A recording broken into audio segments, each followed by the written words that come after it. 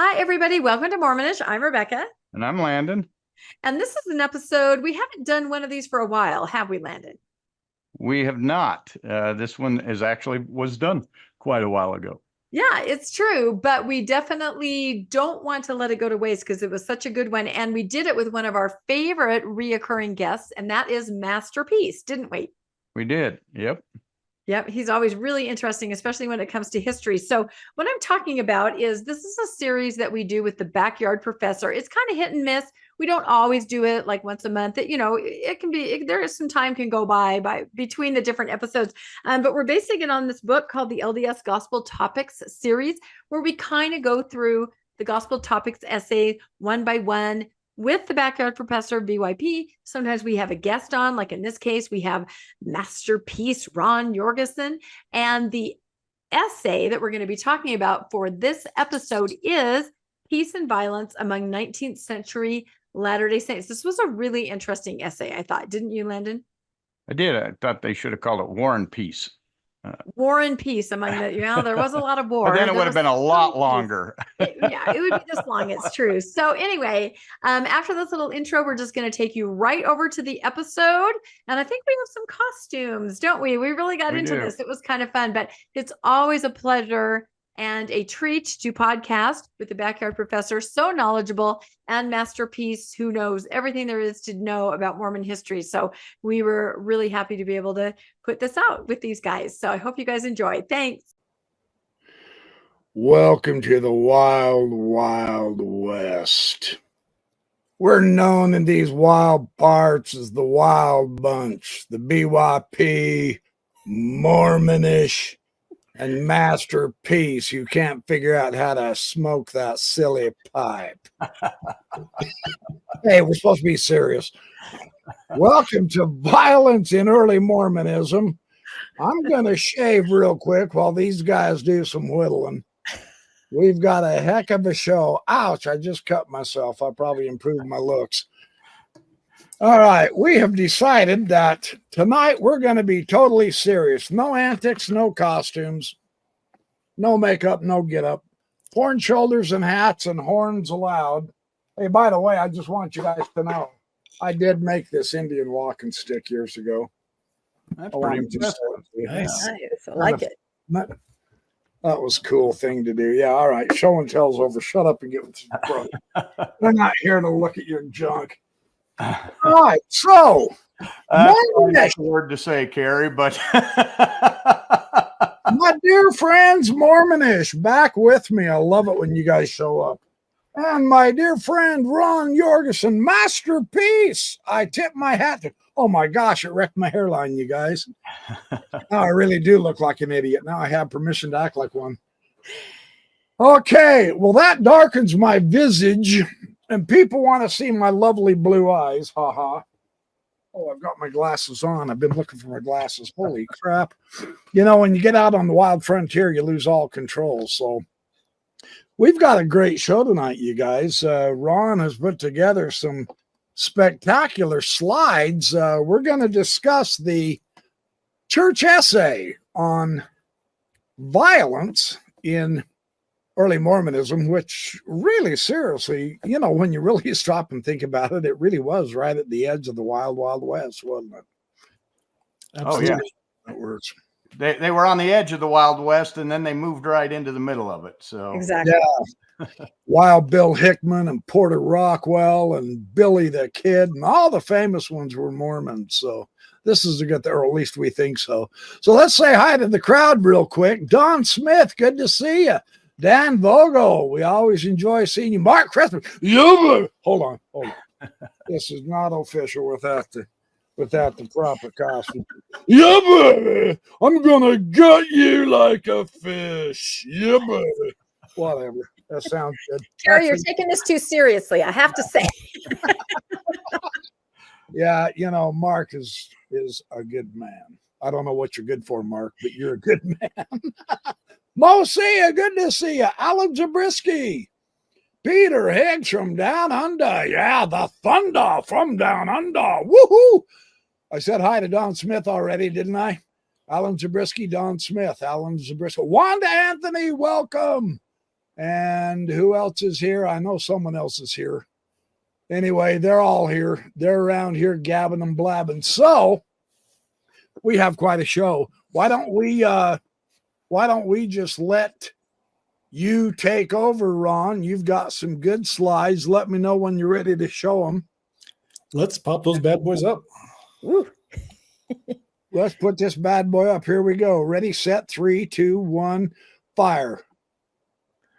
All right. So the church put out a nice gospel topic essay titled Peace and Violence Among 19th Century Latter-day Saints. And it's a very, it explains the violence that happened to them.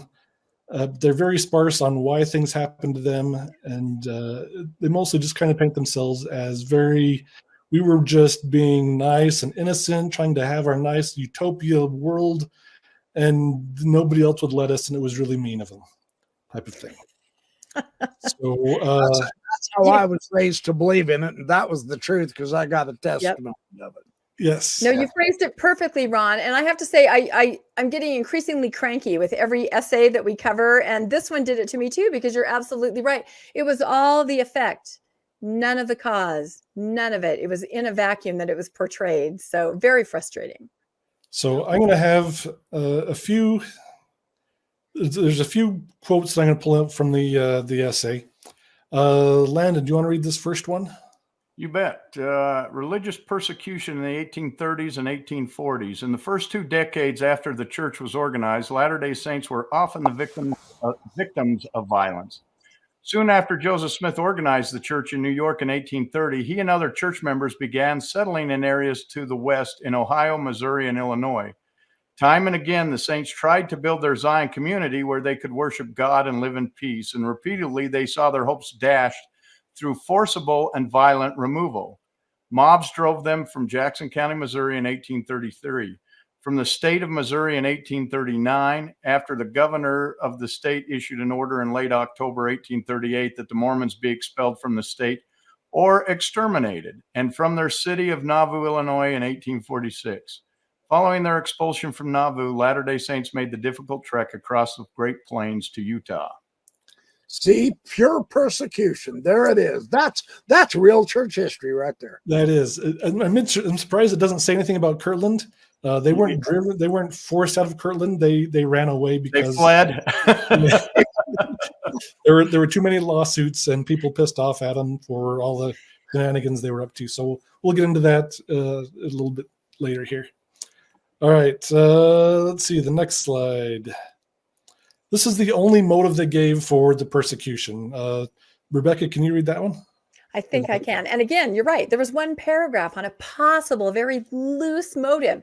It says the only motive given for all the persecution. As the Latter-day Saints faced these difficulties, they sought to live by revelations to Joseph Smith that counseled them to live their religion in peace with other neighbors. Nevertheless, their adversaries in Ohio, Missouri, and Illinois resented the Saints' differing religious beliefs and social and economic practices. They also felt threatened by the Saints' growing numbers, which meant that Mormons could increasingly control local elections. These opponents attacked the Saints, first verbally and then physically. Church leaders, including Joseph Smith, were tarred and feathered, beaten, and unjustly imprisoned.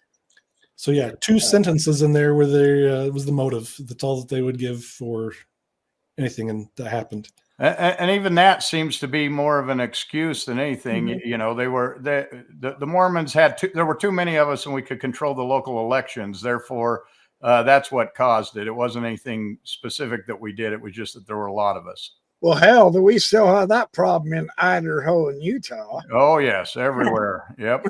Yeah, we have real-time examples of that in Cody, Wyoming and Heber Valley, Utah, where they're trying to build those temples, and you can see, the same way that they operate. I mean, not with the violence, but, through political processes and manipulation and backroom deals. It's really interesting to be a fly on the wall in those 2 scenarios. And they wonder why people get mad at them. I mean, in Cody, Wyoming, of all places, they should just let them do whatever they want to. Right? Hey, oh, by the way, I wanted to say hi to Radio Free Mormon. He just showed up. Welcome, RFM. Good to see you.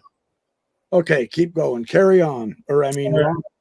Here's a couple other quotes from here. By the summer of 1838, church leaders saw the rise of similar threats to their goal of creating a harmonious community in Missouri. They're just trying to create this nice, happy place where everyone can live. Through the existence of though the existence of the Danites was short-lived, it resulted in a long-standing and much embellished myth about a secret society of Mormon vigilantes. So we only did it for just a little bit. Don't worry about all the other ones were clearly just exaggerated reports. So it's all completely embellished. Then the Latter-day Saints long remembered the persecutions they experienced and the unwillingness of government authorities to either to protect them or to prosecute their attackers. They often lamented that they experienced religious persecution in a land that promised religious freedom. In the face of this extended persecution, some of the saints, beginning in 1838, responded on some occasions with defensive and at times retaliatory actions of their own. So, that was the Danites. With us, we'll pick your nose with a Rambo knife. That's how this works. So it's all, they're mostly innocent. They were just, if any violence did happen, it was because they were forced to, because everyone is so mean to them. Mm-hmm. All right, very good, very good. So let's dive into what was really happening. So the first real incidence of violence we have in church history is is outside of Kirtland. It's actually in Hiram, Ohio, a little bit south of Kirtland. This was kind of the church headquarters for a while. Sidney and Joseph were here at the Johnson farm, and they were translating the Bible. Yeah. So, and it was a famous year of 1832. Yeah. That's an important year for the first vision. I'm just saying. So here we have Joseph and Sidney. They're staying at this farmhouse, and in the middle of the night, they get pulled out of bed by a dozen men. The entire mob consists of about 20 people with blackened faces for disguise. When Joseph is dragged out about 300 yards from the farm, he's laid down nearby Sidney Rigdon, who's already knocked out. He thinks Sidney's already dead, so Joseph is like kind of freaking out and begging for his life.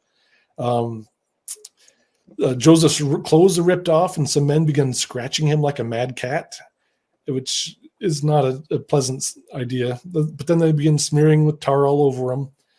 Somebody pulls out a vial of acid and tries pouring it down his mouth, and the vial chips one of his teeth. And from then on, he's got a whistle when he talks for the rest of his life.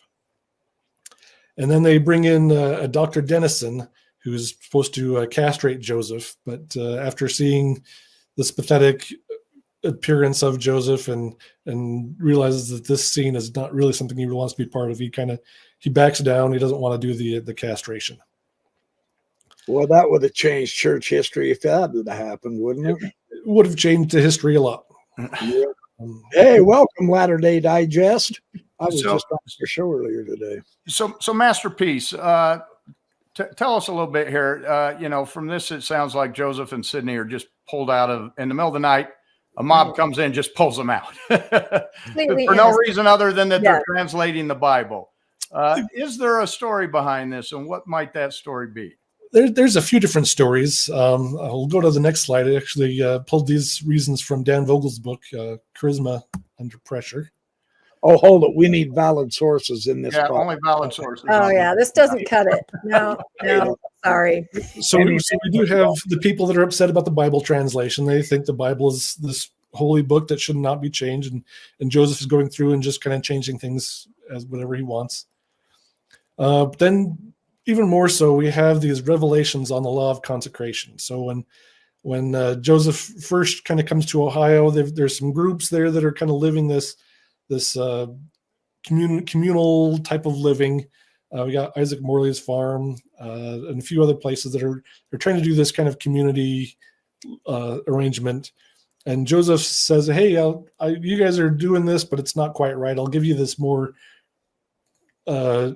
godly version of how this should be lived, this law of consecration." So he starts getting... That's law of consecration, not castration, right? Yes. That's a whole different thing. Yeah. They were trying to implement that law. The mob was. If they had had an angel with a flaming sword, they could have done it really well. And it would be cauterized at the same time. That's convenient. So Joseph got a lot of these very wealthy farm families that had nice estates to kind of turn over a lot of their land, a lot of their money, and start building up this kingdom. And he was able to start using this money. They started wanting to build even a temple. They were looking at building a temple in Hiram, which never really happened. Probably because of this mob attack here. So relatives of these landowners saw their loved ones being pressured to give up their land, everything that they had. And some of the people in this mob were the Johnson sons. So they saw their inheritance and their family farm that they grew up on and being worked on kind of being handed over to Joseph Smith. And they really did not like that. Oh, yeah. So this is probably the biggest motivation for getting these people together to beat the tar out of them, try to run them out of town. So you're saying Joseph was the church was taking their property in order to distribute it equally. Yeah, the law of consecration. So they felt like they were being robbed. Now that helps us understand their actions a whole lot better, doesn't it? Rather than translating the Bible. Actually, you know what? Nobody and their dog would have cared about him translating the Bible because everybody was writing Bible commentaries, weren't they? Yeah. Mark's Bible commentary and all that. So there's nothing offensive in that. It got him riled up a little bit. I can see him kind of getting antsy about it, but they wouldn't have pulled him out and tarred and feathered and tried to castrate him for that. But stealing all the land and their values and valuables and stuff, that was big. Yeah, and I can relate to that because I did find out in the past that some close family members have left quite a bit to the church, and you feel like, really? I mean, you get over it, but when you initially, I'm trying to be vague, but you probably know what I'm referring to, when you find out that, things have been the Cody, Wyoming temple was laminated. Right. That's what I'm saying. When it's in your own family and you find out that what you thought might be a family resource has instead been allocated to the church and you find that out later, it's infuriating. So I can understand that. Now, Masterpiece, usually, castration doesn't go along with translation of the Bible or other things. And I think we've all heard the rumors that it was maybe because Joseph was interested in the Johnson daughter, who I think he actually later married. I've heard that story is true. Then I've heard it's not true. I don't know what your findings are or what Dan has found on that, but I think most of us, when we think of that incident, that's what we think of. Yeah, I think in Charisma Under Pressure, he actually describes where more of that came from, kind of a late source with some misunderstandings of who was involved and how it all worked out. I didn't go pull all those details out. I think in my next slide, I have a little bit of it. Let's see.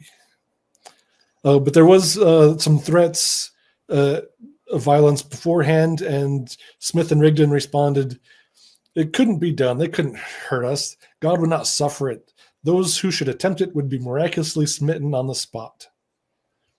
Ooh. So, hey, Dan Vogel is saying in the chat also, don't forget the vision of 3 degrees was seen as universalist, and the people in Hiram were anti-universalists. oh, So there was religious doctrinal elements involved with economic situations where they felt being cheated, and that's a dangerous mix. That's like nitroglycerin and dynamite being mixed. yeah. Kind of interesting. Yeah, I'm wondering if Dan could weigh in on the other part of that, because usually, again, castration isn't what people do. That's usually associated with some sort of sexual deviance or some sort of sexual attack. So I was hoping he could weigh in on that, because I've heard that story many times, but I've also heard that that's not true. So Exactly. We'll see if he does. Yeah. All right. Let's see. Where are we at? Well, did you just read? There we go. Can I read this one? Oh, yeah. Joseph performs unlicensed marriage between Newell Knight and undivorced Lydia Goldwaith. I have done it by the authority of the holy priesthood, and the Gentile law has no power to call me to an account for it. Now, that caused trouble for the next 48,000 years in Mormonism.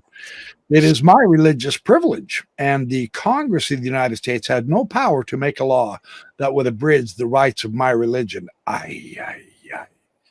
I have done as I was commanded, and I know the kingdom of God will prevail, and that the saints will triumph over all as their adversaries. That's pretty bold, isn't it? Yeah, this is that almost seems to be par for the course for the church. We've seen that with the SEC investigations. Mm-hmm. We've saw it with polygamy. We're seeing it with all of these, where they just seem to think, I'm above the law. I don't have to obey the law. I am the law. Whatever I say goes. And if y'all don't like it, I'm going to ignore you. And yet then they get upset when people come back at them upset about them ignoring the law or thinking that they're above or go around the law. And then they turn around and hypocritically teach, oh, but we believe in honoring, sustaining, and obeying the law. And they use the law when it suits their purposes. We see that over and over too. Currently, you know, in modern days, it's like they hide behind, tax shelters and the law. They love to follow it then. So yeah, it's very interesting to watch. Yeah. Yeah. This is a mentality that the church has used throughout its entire history, and it causes problems everywhere it goes. You'd think eventually they'd get a revelation telling them how to get out of that. You'd think. Well, the interesting thing is the law almost always wins as far as, polygamy and some of the other things that they've done, although they've now learned to use the law as their own weapon. Since they've now got so much money and power, they now utilize the law to manipulate what they want as opposed to just doing what they want. They've become a lot more politically astute in how to use their lobbying and their influence and getting all their religious members into high positions of power so that they can control things. Dan Vogel's got a comment, and he says no on castration because Joseph was trying to seduce Miranda Nancy Johnson, very faulty sources. So Dan, are you saying there was no threat of castration at all? That's the late source, or no, the castration wasn't because of Miranda Nancy Johnson? I think he's saying the second one. We'll let him say, but okay. Yeah. Okay. In the meantime, let's see what else we've got. All right. So then in 1836, we've got a justice of the peace they want to get rid of. So 12 current general authorities, including the entire First Presidency, joined 59 other Mormons in signing a warning to the non-Mormon justice of the peace to depart forthwith out of Kirtland. A dozen of the signers of the warning against Kirtland's justice of the peace later joined the Danites in Missouri, and this 1836 document foreshadowed their activities less than 2 years later. This intimidation failed to rid the Mormons of this unwanted office holder. So this is November 1836. They're experiencing a lot of financial difficulties. They're about to start their bank. We'll talk about it in a moment. And so they wanted to get some of their own justices in there. They did get, I think, Oliver Cowdery and I forgot the name of the other one. They got two people in as justices of the peace, but they were also part of the bank. And after the bank fiasco, they just kind of fled. So they weren't in the office for very long. But yeah. Okay. Dan responded. He said maybe on the castration, but not for what was claimed. So there's no tie there with Nancy Miranda Johnson. So that's good to know, because we definitely want to be accurate with any information that we share. So appreciate that, Dan. And Mormonism now. And I think in Kirtland, not only was the banking about to happen, but they also there'd been a large portion of property that they now controlled that had been kind of consecrated, I guess, that they were all going to share, but that the church was now parceling out those. They were supposed to give it freely to all the new members coming in to town, and they were instead inflating the price quite a bit and making money off of it. So I don't know if all their activities were legal right from the start, which would make you think, well, we've got to get our own justice of the peace in there so that we don't get called on this or we're not in trouble. Yeah. Yeah, I'll talk more about the property in a couple of slides here. All right. So now we've got this Kirtland Temple they've been building from 1833 to 1836. Cost them between $40,000 to $70,000, and they had over $13,000 in debt when it was completed. So they had this huge debt right there. So we have John Johnson. He donated the land for the temple, but Joseph borrowed money to buy more land surrounding the temple and laid out plots and sold them for a huge markup. With prices soaring 5 to 6 times the normal price of land, speculating on the land, increasing land values was a sport by like a lot of the different leaders. They were all buying up land, thinking they'd all get rich off of this. But Joseph took out many loans, including a $60,000 loan for goods for a mercantile shop. Fawn Brody calculated all of their debts to non-Mormon lenders at $150,000. Some others came up with only a price of about $100,000. But either way, the church was in some serious debt, and all they really had was this land as their main financial source. Yeah, they didn't have a lot of cash flow, did they? Masterpiece. Yeah, land. That was part of their problem. That's what was biting them. That's what was really pinching them hard. And in early America, cash wasn't a big, there weren't banks and central banks like there are now. It was the cash was kind of made by local banks, the currency. So it's hard to have cash. Land is your thing, but you do have to have it to trade in. Yeah. So and don't you feel like you kind of see the same thing today? Every time a temple's built, there's some kind of element of development around it, or you find out, oh, we happen to own this lot too, or oh, we have this infrastructure we put in place. It's the same motives that they do every single time. You can just see it. Yeah. There's a lot of speculation as to who the contracts for all of temple building goes to. If it's all going to certain family members of general authorities or things along those lines. There's a lot of talk about people getting enriched off of these things. Well, as we were at Heber Valley Temple looking at that, they're building that huge temple there. The thing we learned is there's a dairy farm surrounding it. It was zoned agricultural, and guess who has first right to purchase the agricultural land if it sells, and that's the church. They better hope so. That could stink like crazy. Yeah. Well, they'll definitely develop it and make even more money off of this. So this is exactly what they've done right from Kirtland. They build a temple and then develop the land around it, telling everyone, oh, look, you get to wake up looking at the temple. The saving ordinances of the church are right there. It's right from the start. Yeah. All right.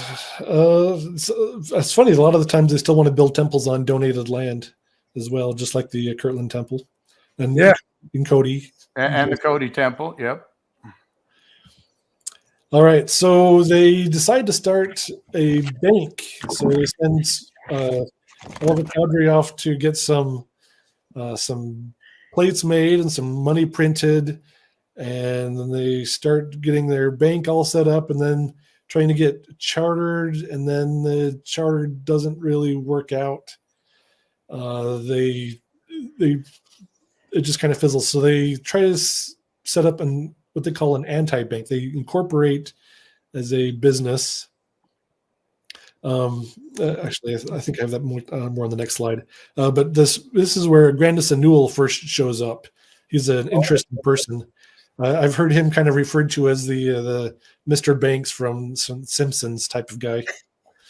So they make their own laws and they make their own bank. That's print their own money. Yeah. Watch out, the ladies. I've got some bogus right here. Here it is. Nice. Yep. I purchased it from Nauvoo. It actually is Pay bogus. Pay your tithe. That's church. Thank you for reminding me. That's right. Thank you so much. Yeah. The funny thing is, I was reading some apologist take on the bank and how Joseph prophesied that this would be as good as gold someday. And he said, the apologists had said, if you look at the value of the Kirtland safety banknotes now, they're like worth many, many thousands of dollars. So his prophecy came true, because now those notes are super valuable. Well, see, you've got your retirement right there, Rebecca. Hang on to that crap. I'm holding it. I need it. Everything else went to the church, right? So. All right, so they're trying to get the bank charter set up, and Grandison Newell is also working with his legislative friends and working to stop them from getting the bill passed. So from the very beginning here with this bank, Grandison Newell's causing problems with them. So, I want to thank Steve Acosta for the generous donation. He said this is so the backyard professor can buy a hat. So here you go. Yeah, you must come in late. Well, I had the hat. The trouble is my light's directly above me, and so you can't see my bright baby blue eyes. So I have to take it off. Otherwise, people are going to yell at me. So, there's just no pleasing everybody. Yep. But thank you, Steve. Appreciate it. All right. So they create the Kirtland Safety Society Anti-Banking Company. It was formed under revised articles on January 2nd, 1837 as a joint stock company to serve as a quasi-banking institution. So the quasi-banks operated as banks, sometimes in conjunction with other business activities, although they had no formal bank charter. So these, instead of selling dollars that represented actual money, these were like shares in the bank stock. So the plates had already been purchased by Oliver Cowdery. They had 150,000 in bills printed. They just kind of added the words anti and ing in small print around the word bank on the printed money. So if you look back on the previous slide here, right up here, you can kind of see that we put the word anti and banking here in small print. So that made this completely legal shares. So, so this money was treated like stock certificates. I mentioned that. But they didn't incorporate it as a legal entity where it'd be billed for taxes or subject to state laws. So it wasn't really an officially licensed corporation either. And most banks were only approved up to $100,000 and were supposed to have enough specie to back it up. Specie is like gold currency or some kind of coins, something that was actual real money that they would back up the printed money. Banks that did not have enough specie to match their bills were called wildcat banks. And those things were probably a big cause of the banking collapse, and it happened later that year. But according to the Kirtland Safety Society ledger, they had received $20,000 in investments, but Cyrus Malling and Warren Parrish, who were officers in the bank, said they never had more than $6,000 in specie at a time. So the money that went in probably went to pay off other debts that the church had instead of going towards the bank. So they should have started the sugar business earlier. They should have. Because that ended so well. Yes. It was a sweet deal.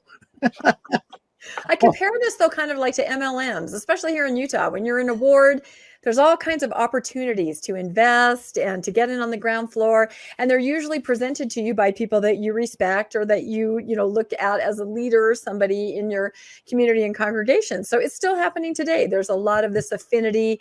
This is going to be the greatest bank, the greatest, product ever. People want to get involved. And then when it goes south, it really goes south because there you are still in the same ward with the same people. And it can get ugly. I've seen things happen. So. Yeah, and I guess we should point out on the banking that when they applied to be a bank, it was very common to get rejected for that. It was like of the 20-something that applied, 19 of them were rejected. There was only one bank that got approved that year because because of the wildcat banking that was going on. The state was going, we got to crack down on this. There's too many people, and basically what you're doing is you're putting very high risk businesses out there that people are putting their money into that they could lose very easily. And that's exactly what happened with Kirtland. So the state was not persecuting the saints because of their religious. They were simply saying you don't have the funds, you're not set up, you don't have the expertise to run a bank. And the state was exactly correct. The church didn't. It only lasted a month, and they were out of money, and they're sitting there hiding it, making putting gold sacks, putting sand and then putting gold on top of it, so it looked like there was a whole chest full of gold there in the bank or whatever. They were tricking them, and they were just trying to pay their debts by taking money from others. It was a scheme. Yeah. And that's exactly what it was. It wasn't a bank. They can say it's a bank, but it was a scheme to pay things off. And the prophet used his prophetic calling to tell people that it would be the most successful bank in the world, and it lasted a month. Yep. He always had that out, though. You always had that out if you do it the Lord's way. Yeah. Or if you're faithful enough. He said, no, the Lord's way. Don't yell at me. I'm just the messenger. Right. Yeah. So if it doesn't work, it's your guys' fault, not because you followed my instructions. Perfect. Right. Ponzi scheme. That's what it was. Yep. All right. Let's see the next slide here. Oh, let's see. So yeah, just like you said, they had crates filled with gold, with lead shot and sand with gold on top. Okay, so they started this in January, or beginning like January 2nd is when they started.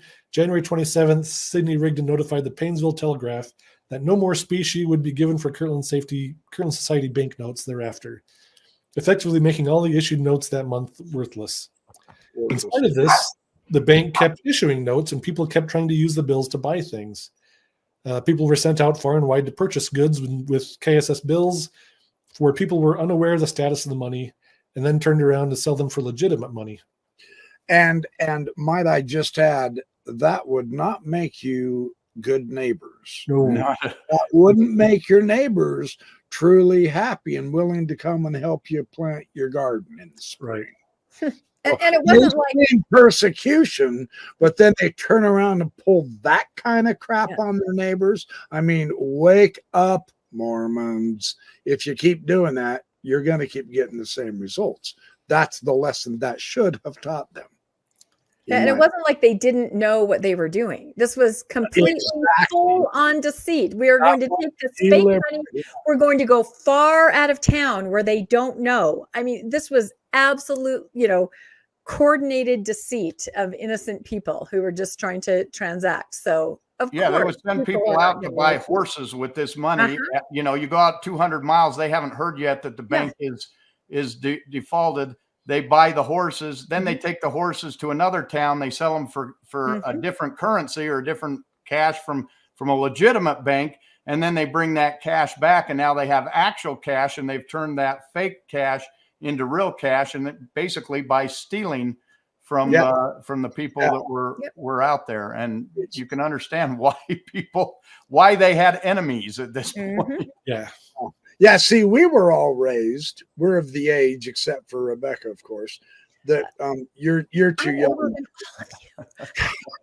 We are of the age to where we were taught it's all about the persecution because of the idea of new revelation from God. People hated that. The angel Mormon and the literal gold plates.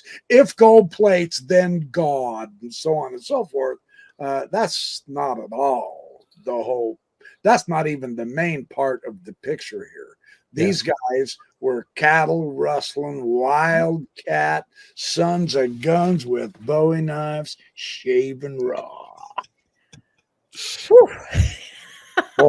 I don't even know how to respond to that one, Carrie. But no, I agree with you. I think we learned that our ancestors were the victims, and it was all about their religion. It had nothing to do with anything else. Their beliefs were different from others, and they were persecuted for religious beliefs. And there was always this shadowy character in Mormon history, the mob, right? It was just back there. Who was it? We don't know. Just evil people that you wanted to victimize our ancestors. And I never thought about who is this mob? It was everywhere. It was in every town, very shadowy, but always there as a character in early Mormon history. And we were always the victims. And it isn't until you maybe get older and you start studying and reading Dan Vogel's books and you start to realize, oh my God, I see what's happening here. And it's very eye-opening and really disappointing, I think, when you see what your history is.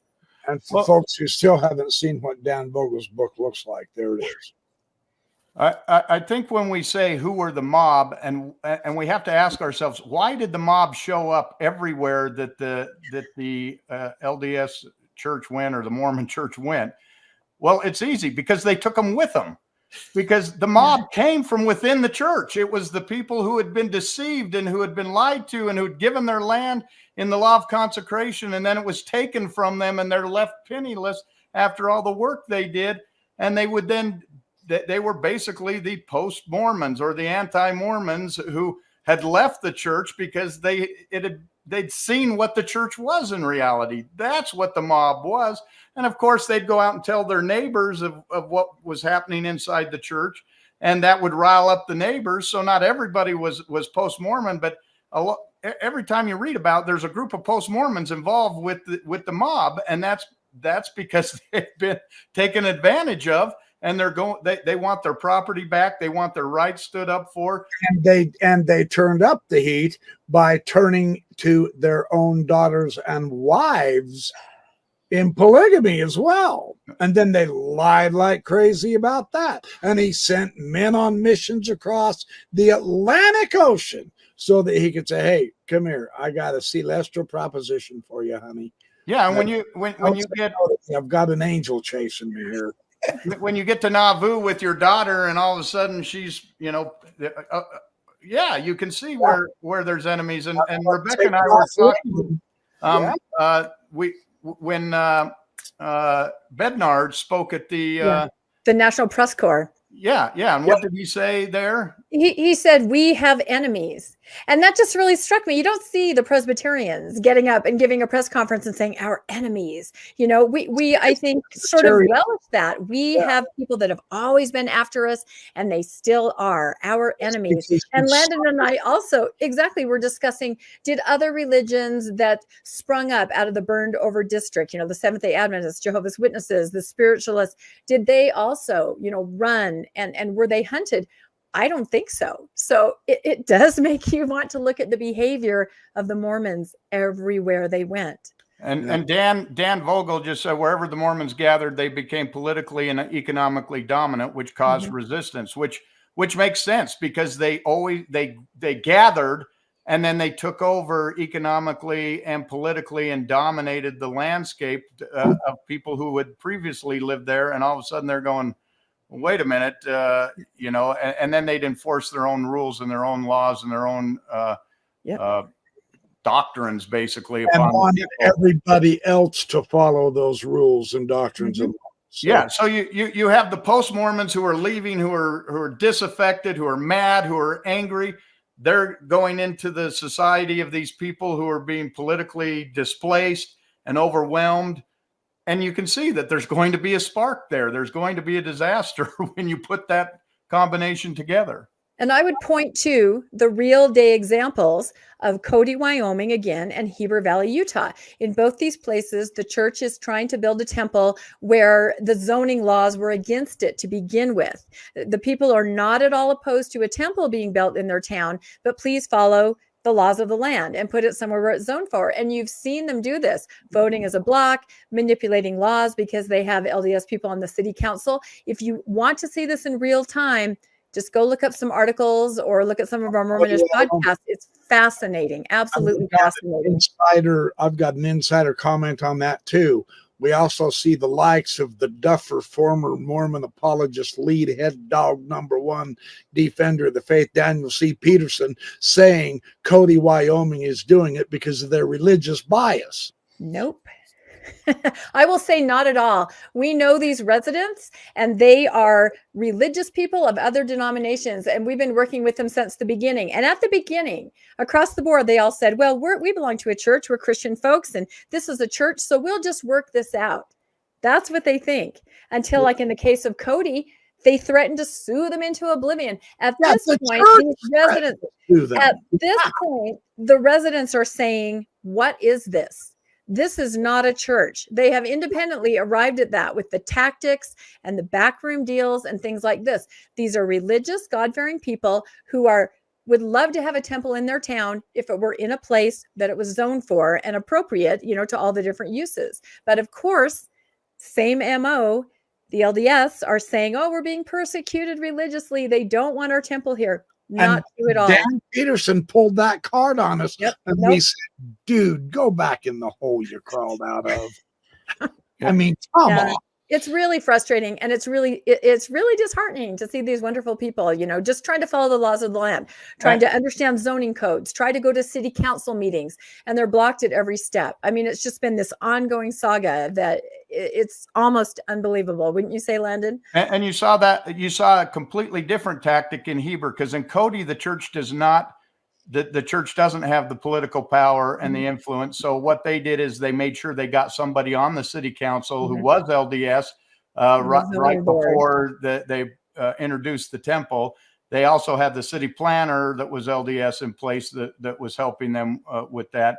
But they didn't control the political process. So there they used the threat of lawsuits and their power through money. Insiders. Heber Valley was completely different. It also wasn't zoned correctly for that.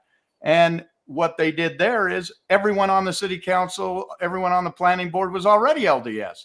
And so they just changed the laws to accommodate. And they say, no, we didn't do it just for the church. Of course you did it just for the church.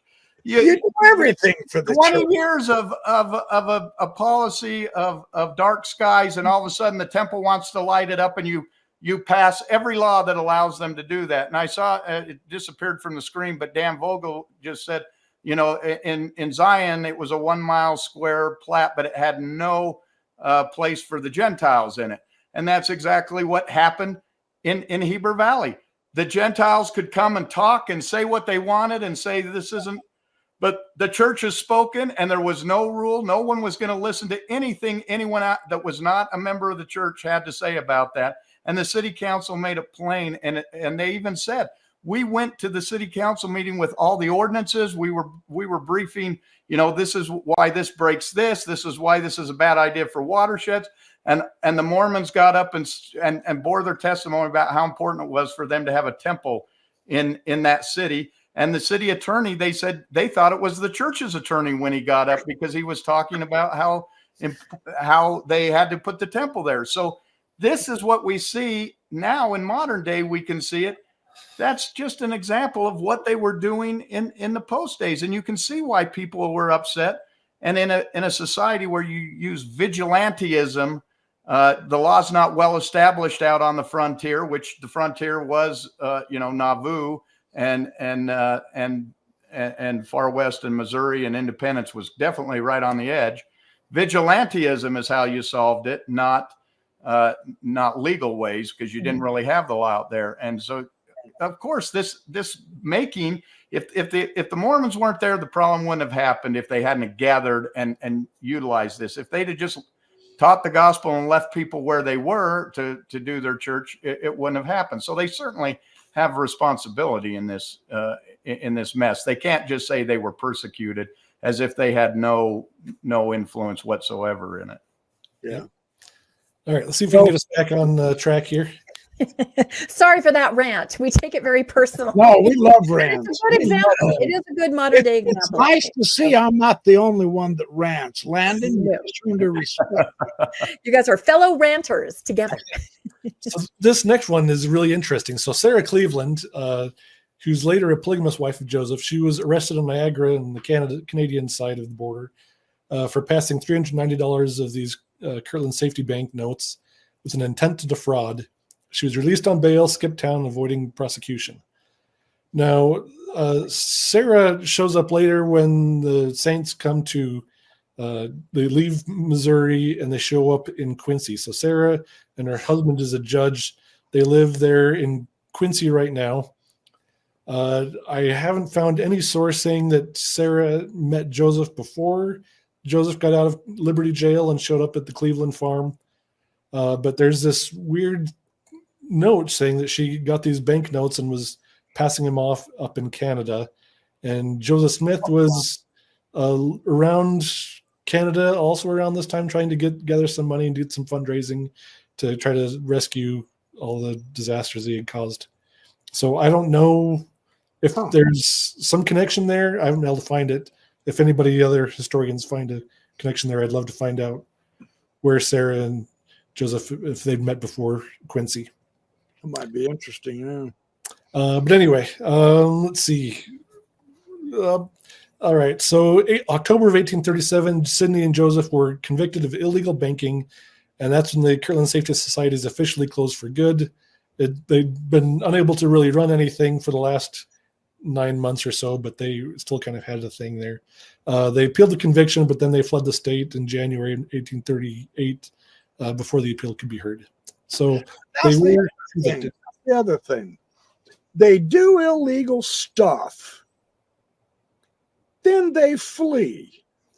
You know, Joseph was always persecuted. He was tarred and feathered. He was arrested on false, trumped-up charges 18 times, and he was never convicted, etc., because he was a righteous, holy, innocent man. The man was a flippin' crook, and he sucked as a neighbor, and he pissed everyone off, and then he ran all the time. He even became the power in Nauvoo, didn't he? Correct me if I'm wrong. Oh, and he had complete control, yes.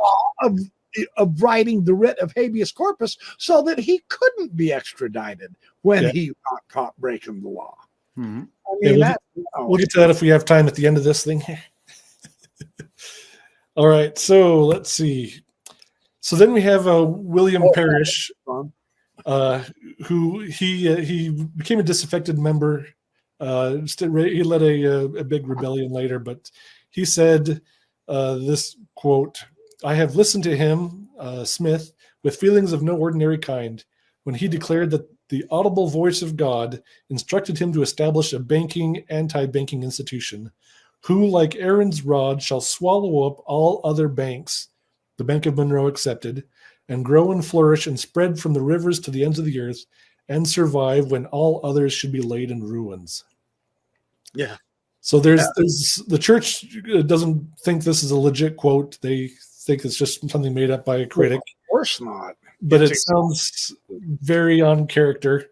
The Bank of Monroe is a bank that Oliver Cowdery was a officer in a nearby town. So he had to throw that bank in, was another one that would survive. But Joseph's bank was going to be the best bank in the world, and all the other banks were going to flow into what it's going to be. His Zion was going to be so grand and glorious that the kings and queens of the world would come and visit you and lay their wealth at your feet. Yes. And that's how he talked the people into giving it all to him anyway. And then it never did pan out. Nope. At least in his day. Fascinating. Right. They have plenty of money now. Yep. Yes, they do. No joke. That's true. That's an understatement. They don't even need the kings and queens. They own them. Exactly. All right. And I'm almost not being cynical, which is spooky. Yeah. So then we come back to Grandis and Newell. So before we go on, let me just say, sincerely, without any sarcasm whatsoever, I would call that a false prophecy. Oh, no doubt. I mean, there are Mormons who still, to this day, keep asking, well, show us just one false prophecy. Okay, there's one. But that's not from a trusted source. It's from an apostate. See, they always have a way out. Yep. But that still doesn't change the point that it's the opposite. So there you have it. Yeah. We've got other sources that also show that he did say that. And who wouldn't apostatize if they were, if all their money got lost due to the fact that they'd been lied to? Right, exactly. They lost 6 apostles in Kirtland and a huge percentage of the church. It was a disaster. Yeah, almost everyone apostatized. I think they said he couldn't find like 2 friends in Kirtland. Partly Pratt almost apostatized there after Joseph kind of backed on it. He had a land deal there that Joseph insisted he cough up payment for, and he's like, I can't do this. I just bought this land, and you're kind of changing the deal on me now. And why are you doing this to me? And he almost backed away then as well. And then it's interesting, Joseph Smith did exactly what the church has continued to do, even all the way up till yesterday, when those who did stick with him, of course, he elevated into the upper echelons of the third kingdom of the celestial here on earth and gave them great power and authority. And that's what kept the church going. Yes. They never prosecute them. They put them in as apostles. M. Russell Ballard, I'm looking at you, even though you are now passed on to your eternal reward. But that's another story. And he's not the only apostle that's been He's not the only one, not by a long shot. Yeah. And when I think about how I used to understand the whole Kirkland situation, it was always, you never heard about the defrauding or the people that lost everything. You just kind of heard that they lost faith. Poor Joseph, the victim, they didn't have confidence. It was very vague as to why everybody was jumping ship, like rats off a sinking ship. And of course, it was their fault. They had lost faith. I never knew anything about that. I think a lot of people didn't until you studied later and went, well, anybody would have tried to, devastated financially and, psychologically probably. So yeah, they're still very vague. In fact, who was it? I think it was Kyle McKay, wasn't it, Landon, that recently gave a talk where they brought up the Parley P. Pratt almost apostatizing, and it was still very vague about why he had problems or questions. And eventually, he came around to the right way of thinking. So yeah, they never really want to say what it was. Same thing with Oliver Cowdery breaking off from Joseph Smith. Yeah. Why did he quit? Is because of the Fanny Alger incident. It wasn't because Oliver Cowdery lost the spirit. Yeah. It happens with money and women. Isn't that an interesting situation? And I have neither.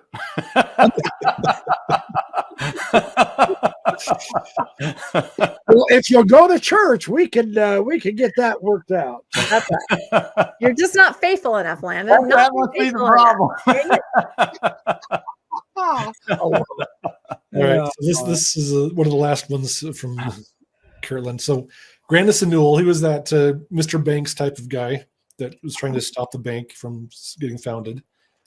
He filed a lawsuit in May against Joseph for attempted murder. Newell alleged that Joseph wanted him dead for Newell's impugning the integrity of the founders of the Kirtland Safety Society. So Grandison had this in a letter to the editor of the Telegraph. Two of the saints of the latter day, by concert and under express direction of the prophet, this high priest of Satan, met in the night a little distance from my house, with loaded rifles and pistols, with a determination to kill me. But as they drew near to the spot where the bloody deed was to be performed, they trembled under the awful responsibility of committing a murder. A little cool reflection in darkness and silence broke the spell of the false prophet. They were restored to their right minds and are now rejoicing that they were not left to the power of the devil and coadjutor Smith to stain their souls with the crime so horrible. So here we have two assassins purporting to be told by Smith to kill Grandison Newell. And so they have a lawsuit. The case is heard the next month, and two star witnesses are apostles. So let's see what they have to say. Let's do. Yeah. So Luke Johnson testified that Joseph Smith said if Newell or any other man should head a mob against him, they ought to be put out of the way, and it would be our duty to do so. Then he also said, I believe Smith to be a tender-hearted, humane man. You didn't want to get too bad on Joseph's bad side. Yeah, there you go. And then Orson Hyde also testified, Smith seemed much excited and declared that Newell should be put out of the way or where the crows could not find him. He said destroying Newell would be justifiable in the sight of God and that it was the will of God, etc. Hyde added that he had never heard Smith use similar language before and insisted that I have known him for some time and think him to be possessed of much kindness and humanity towards his fellow beings. Unless, of course, you didn't do things his way and then off with his head. Now, that's the essence of organized religion when it gets too much power. So it's interesting that he's not ordering these two guys to go kill him. He's telling them, hey, this guy is really bad, and if someone were to kill him, then God would look on that with much kindness.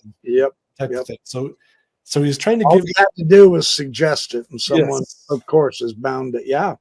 Well, the church is very much that way to this day with most subjects that it deals in, for sure. So Joseph will do this type of thing again later with the Danites, probably a lot in Missouri or in Nauvoo. But this is the first time I have heard him, a source saying this. All right. So I don't know if you can see this map very well here.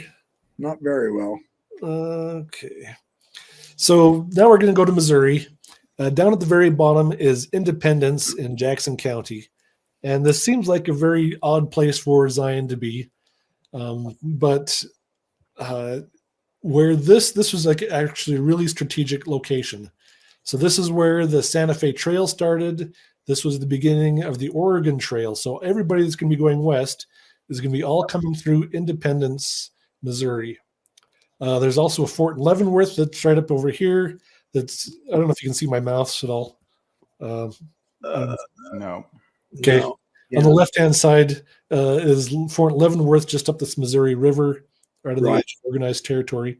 So they're hoping that they can kind of get this civilization built up here. They can get money up to Fort Leavenworth by trading there with all the people kind of coming through to go west.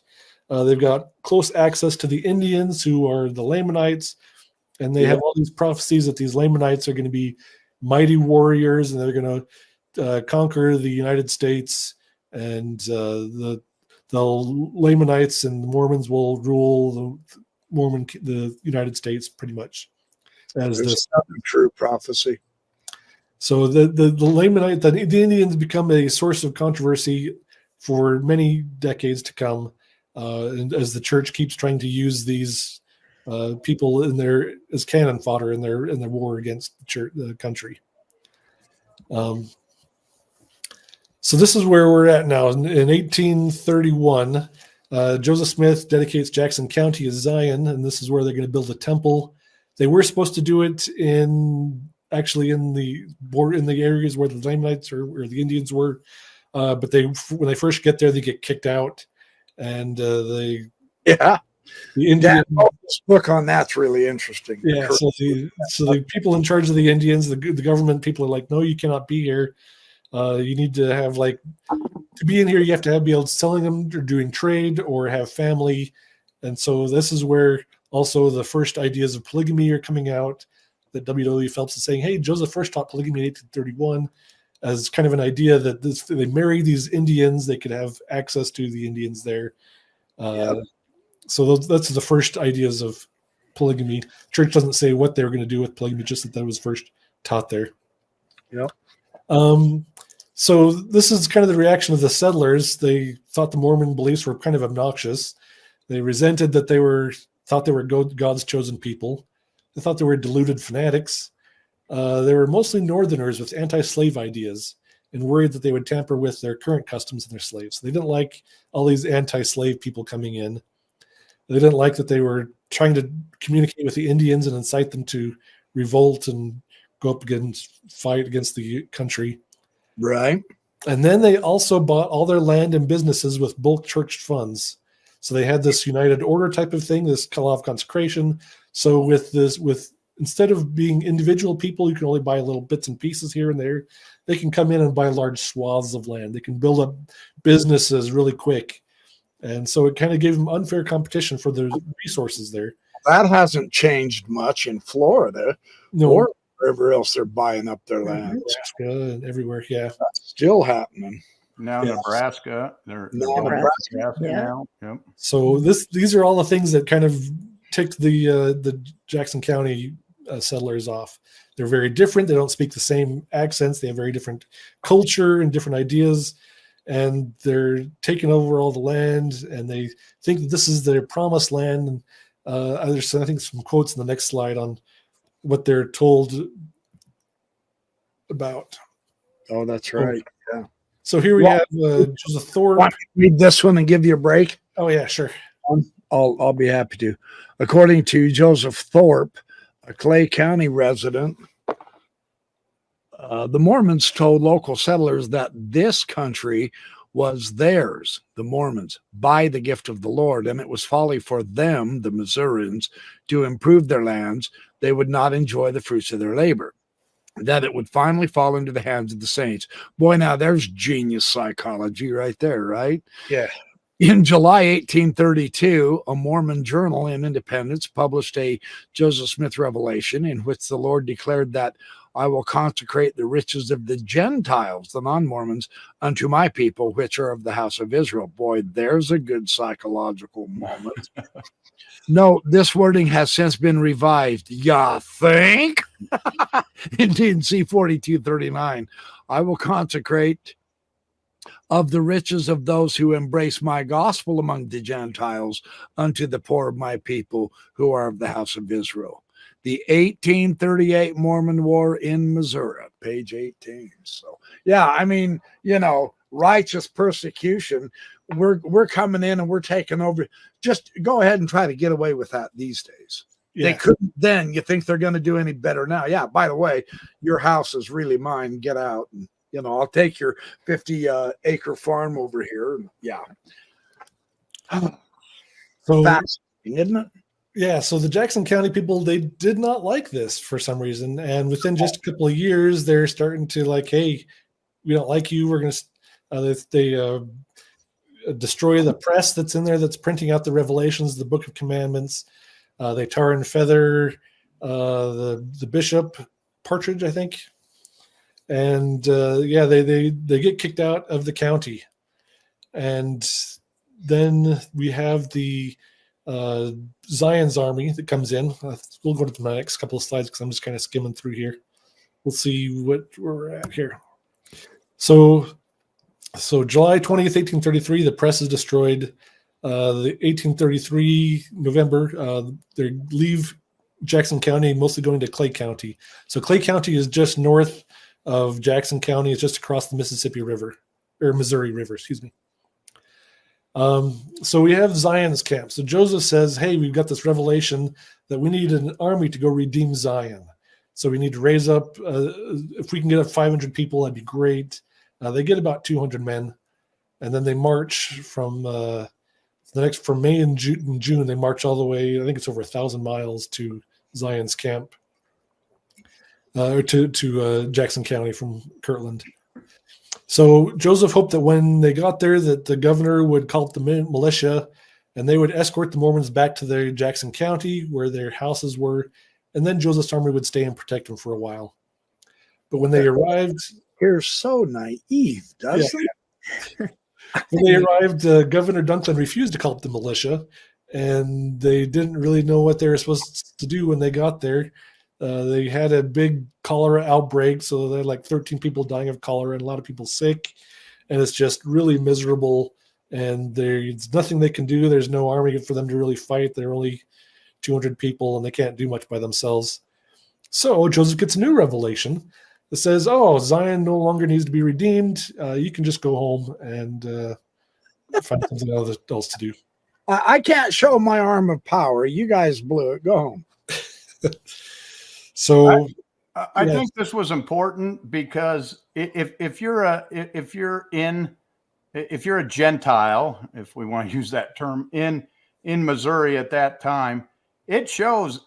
I mean, they brought an army to come and take care of you. So they are a real threat. They're not just a church. They're showing up with an army. They're a threat. Excellent point. The fact that the governor's not going to call up the militia, that tells you that the governor maybe doesn't see that they've been wronged. He may see that they're the ones doing the wrong in there, because most governors are going to stand up for the people that they represent. But in this case, and in many cases, we see the governor not stand up for them, which, kind of tells me that the governor is saying, this is not a group we need to protect, that they are causing problems as much as they're solving problems, if you want to look at it that way. There you go. And that's how they had to have looked at it, because who else is going to march for 60 days as an army to go take someone else's land and want the local militia to help them do it? That's called troublemakers. The governor obviously saw it correctly. He said, you want me to get the militia for you? Not today and not tomorrow. That's an excellent point, Landon. Very good. Yeah. Now, this isn't about persecution. They were taking the offensive to go and rob people of their land. Yeah, I say fight them. They were trying to get their own land back. Yeah, it was their own land. Yeah, their own land back that they took away from the Gentiles in the flipping first place. They purchased the land, but yeah. Yeah, but still.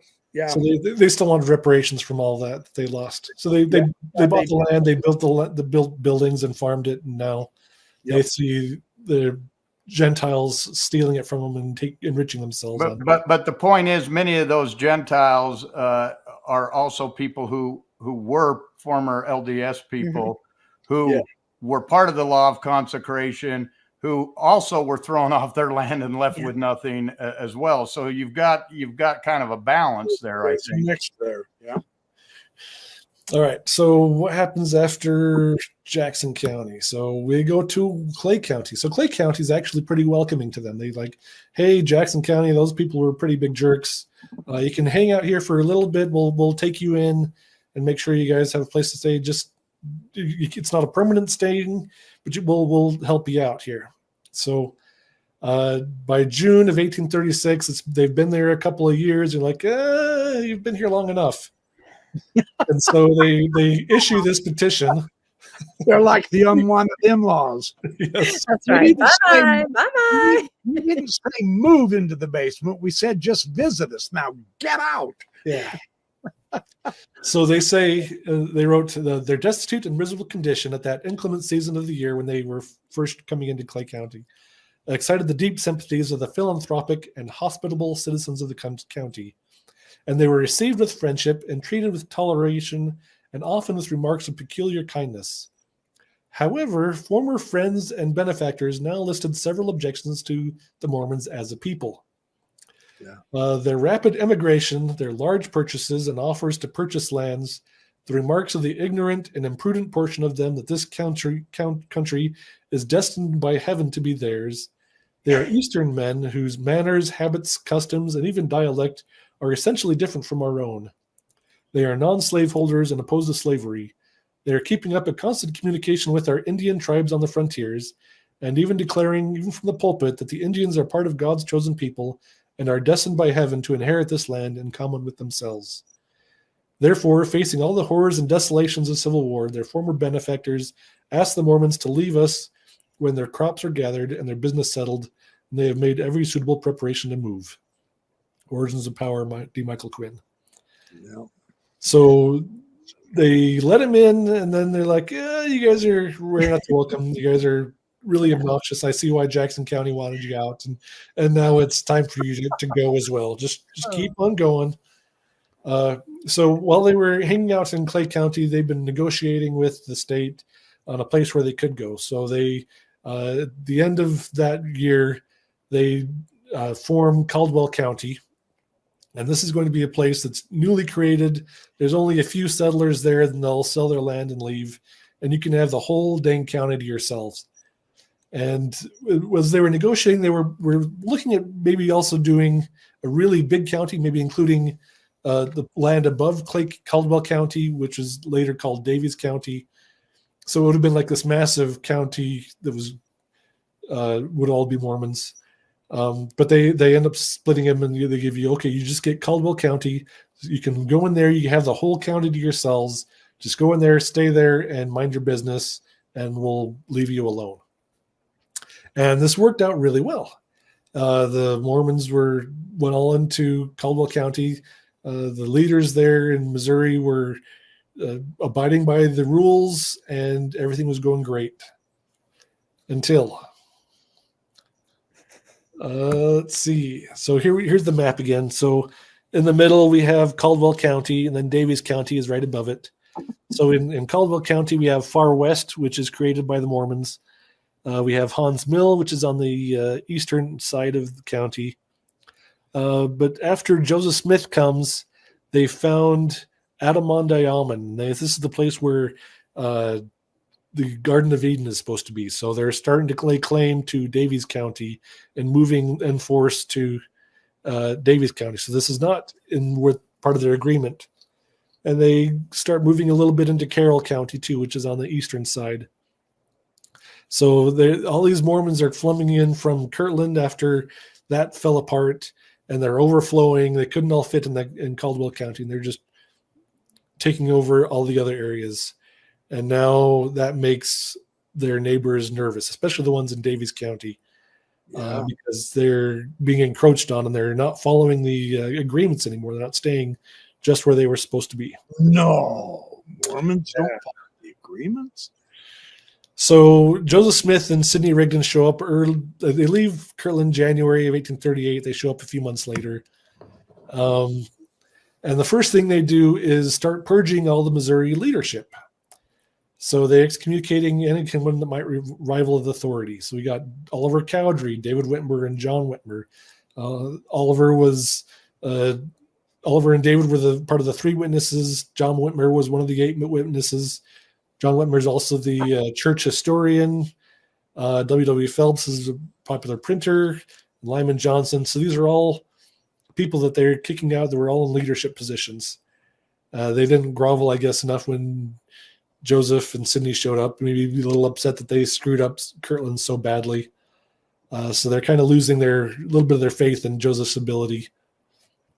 So they all get kicked out. Now, this was also 18. You're saying this. Yeah, this is 1838. This is when the history of the church once again was being rewritten, and the earliest revelations and authorities and the Peter, James, and John the Baptist priesthood was invented and written. So this is huge. Joseph had to revamp his authority after this kind of stuff was happening to keep people following him. So that makes sense. The connection there is really strong. That shows you the incentive of them constantly rewriting the history, adding more and more and more grandness to it, because Joseph Smith was losing more and more and more of the really good people. So the priesthood stuff was 1834, 1835. That was going into the Doctrine and Covenants that was being printed. Yes, but it was rewritten and added to in the 1838 stuff. Okay. As well. So the 1838, this is April. This is just after he's left Kirtland. Up until this time, the leadership in Missouri was being run by Oliver Cowdery and by these men that he excommunicates. All of a sudden, he shows up. And now he's got to take a power grab. He's lost everybody in Kirtland, and he's got to come in and say, "I'm the man in charge." And he starts throwing all of these men out, and that goes right to the point that I was trying to make. Where do these men and their family go now? Yeah. They all moved into Caldwell County, and now they're non-Mormons. So what are they supposed to do?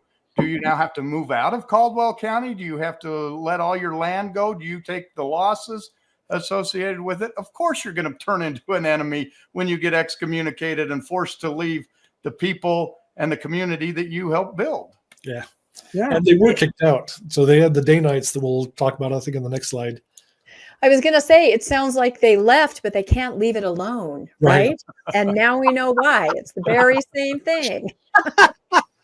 And we still aren't leaving it alone. Exactly. You hear that all the time. Why can't they leave and it we're alone? not ashamed of that. Yeah, exactly. They want to shame us into saying, no, leave it alone. No, we're not leaving this alone. We're exposing it. So the next month we have Sidney Rigdon doing the Salt Sermon. June 17th. And so this is where he says that these recent dissenters that they just excommunicated were salt that had lost its savor. And then they sent a declaration written to Oliver Cowdery, David, John, and W.W. Phelps and Lyman that these men were to leave town immediately. They have signatures of 83 men of the newly forming Danites that were attached to this threat. So it wasn't just a threat. They started showing up and started pushing around and evicting him out of their house. So, yeah, they did get kicked out, and they weren't very happy about it. So this wasn't the mob kicking them out. This was the church kicking them out. Yeah. This was the church forming the mob of its former brethren, and then they screamed persecution. Wow. They had a lot of influence over the people in Missouri because they'd been their leaders for so long. Sure. Whitmer's had been there, been running the church for the most of the time in Missouri. Oliver Cowdery got there a year earlier. He was supposed to be number 2 in the church. Beneath Joseph.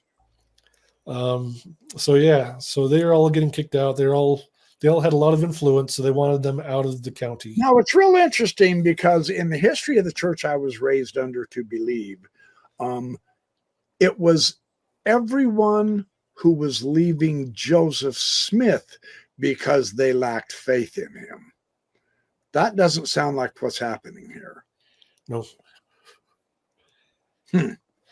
Interesting. Some of the excommunicated reasons were selling land in Jackson County, so the church didn't want them to. They wanted to keep all the land that they owned so that they could reclaim it. But Oliver Cowdery, people were like, we need to get some money out of this. So we need to sell our land. And so that was one of the articles that was against him for excommunication. Then again, the Fanny Alger letter that he wrote to his brother saying it was a dirty, nasty, filthy affair. So that was used against Oliver Cowdery in his excommunication. So, yeah. For Oliver Cowdery, it was selling his own land without the permission of the prophet. That is why it was his land, but he didn't have the permission of the prophet to sell it. I think he also got excommunicated for wanting to be a lawyer or trying to become a lawyer. Well, that's valid. I think that's valid right there. So. Which is interesting now because now they only accept lawyers as church leaders. Well, they learned their lesson, see? All right. So then we have the 4th of July speech. Oh, boy. So this is a big celebration. They invite everybody around, all the Mormons, the Gentiles. They all come to have a good time. But then they march through their militia. They have a big military force parade come through so that everybody can see just how strong the Mormons are. And this makes all the Gentiles nervous. And then Sidney gives this Declaration of Independence from mob speech. Do you have a volunteer who wants to read this part? I'll read it. Let Landon read it. He read it earlier when we were going over it, and oh my goodness.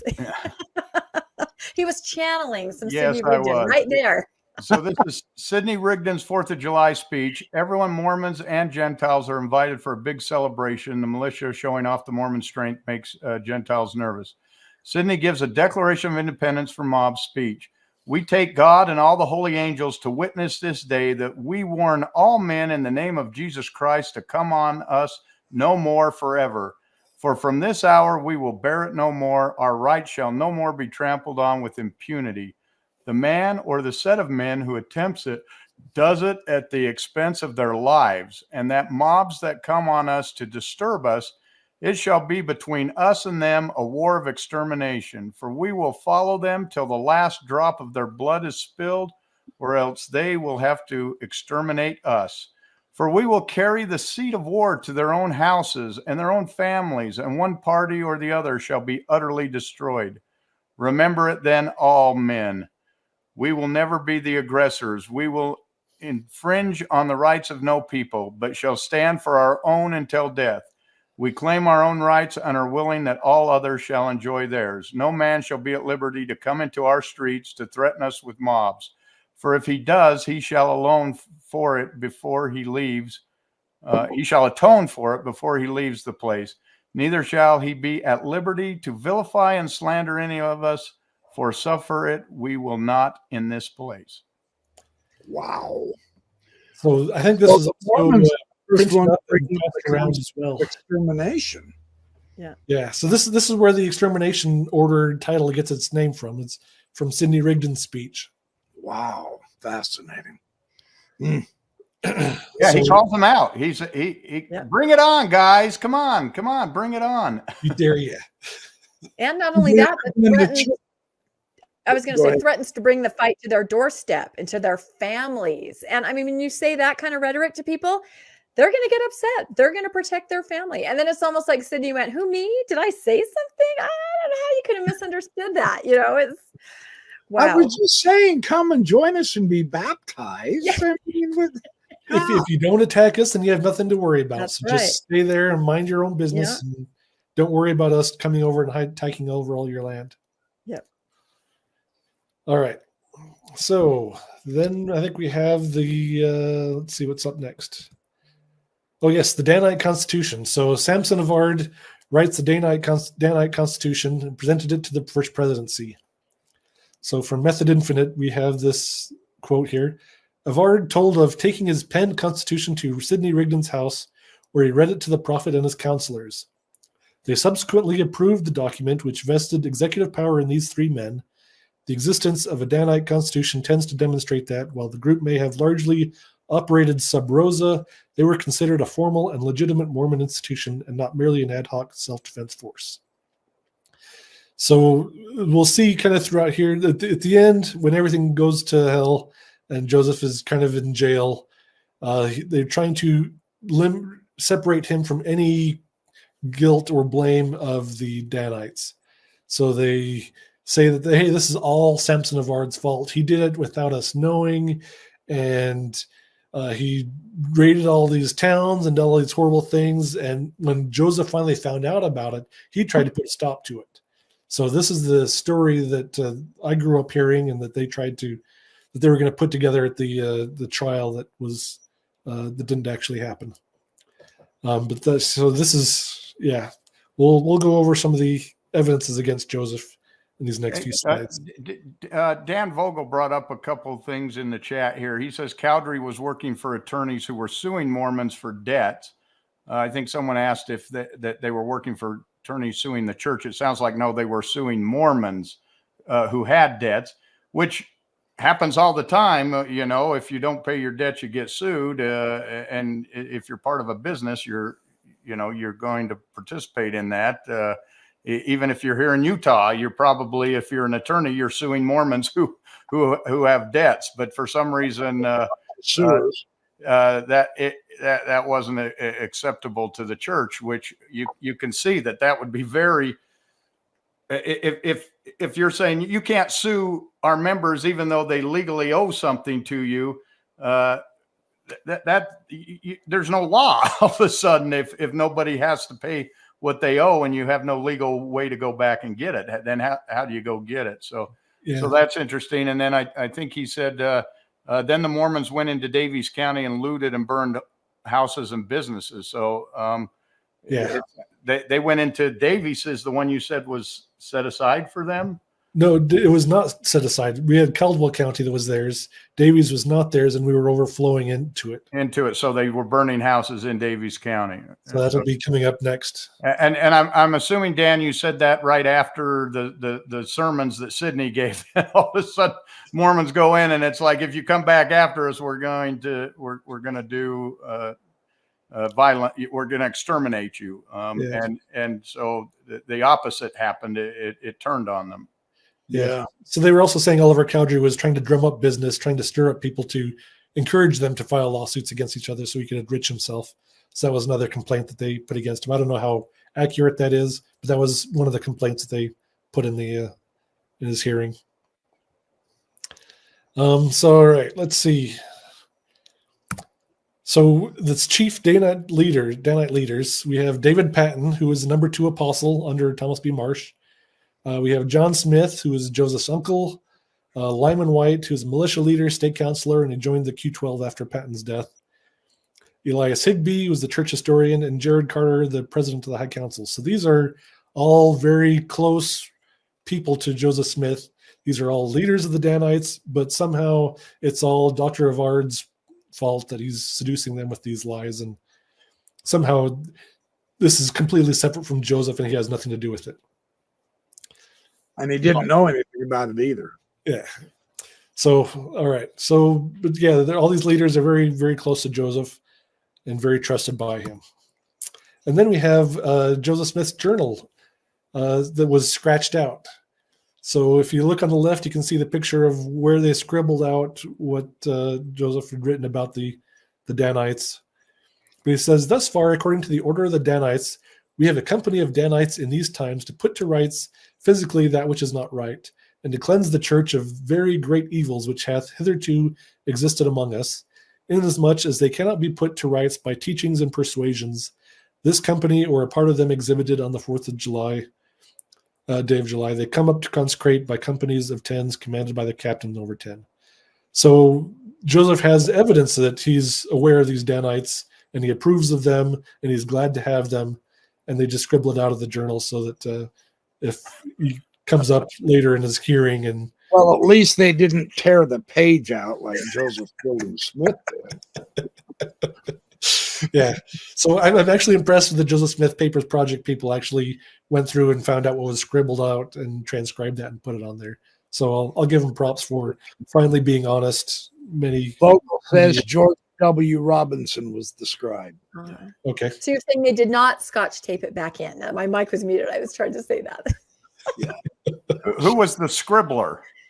That would have been Joseph Smith or someone else in charge. Someone wrote it and then someone else scribbled it out. That's who I want to know who it was a later historian because it wasn't faith promoting. My money's on Joseph Fielding Smith. I expect it was probably scribbled out while he was in Liberty Jail in hopes that nobody would call up, just in case it was pulled up for him. Right. Yeah. Yeah. All right. So he was just trying to cover his tracks. So then we have the August 6th, 1838 Election Day Brawl in Gallatin. So this is part of Daviess County. Carrie, do you want to read this? Sure. William Peniston, a candidate for the state legislature, made disparaging statements about the Mormons, calling them horse thieves and robbers, and warned them not to vote in the election. Reminding Daviess County residents of the growing electoral power of the Mormon community, Peniston made a speech in Gallatin claiming that if the Missourians suffer such men as these Mormons to vote, you will soon lose your suffrage. Around 200 non-Mormons gathered in Gallatin on Election Day to prevent Mormons from voting.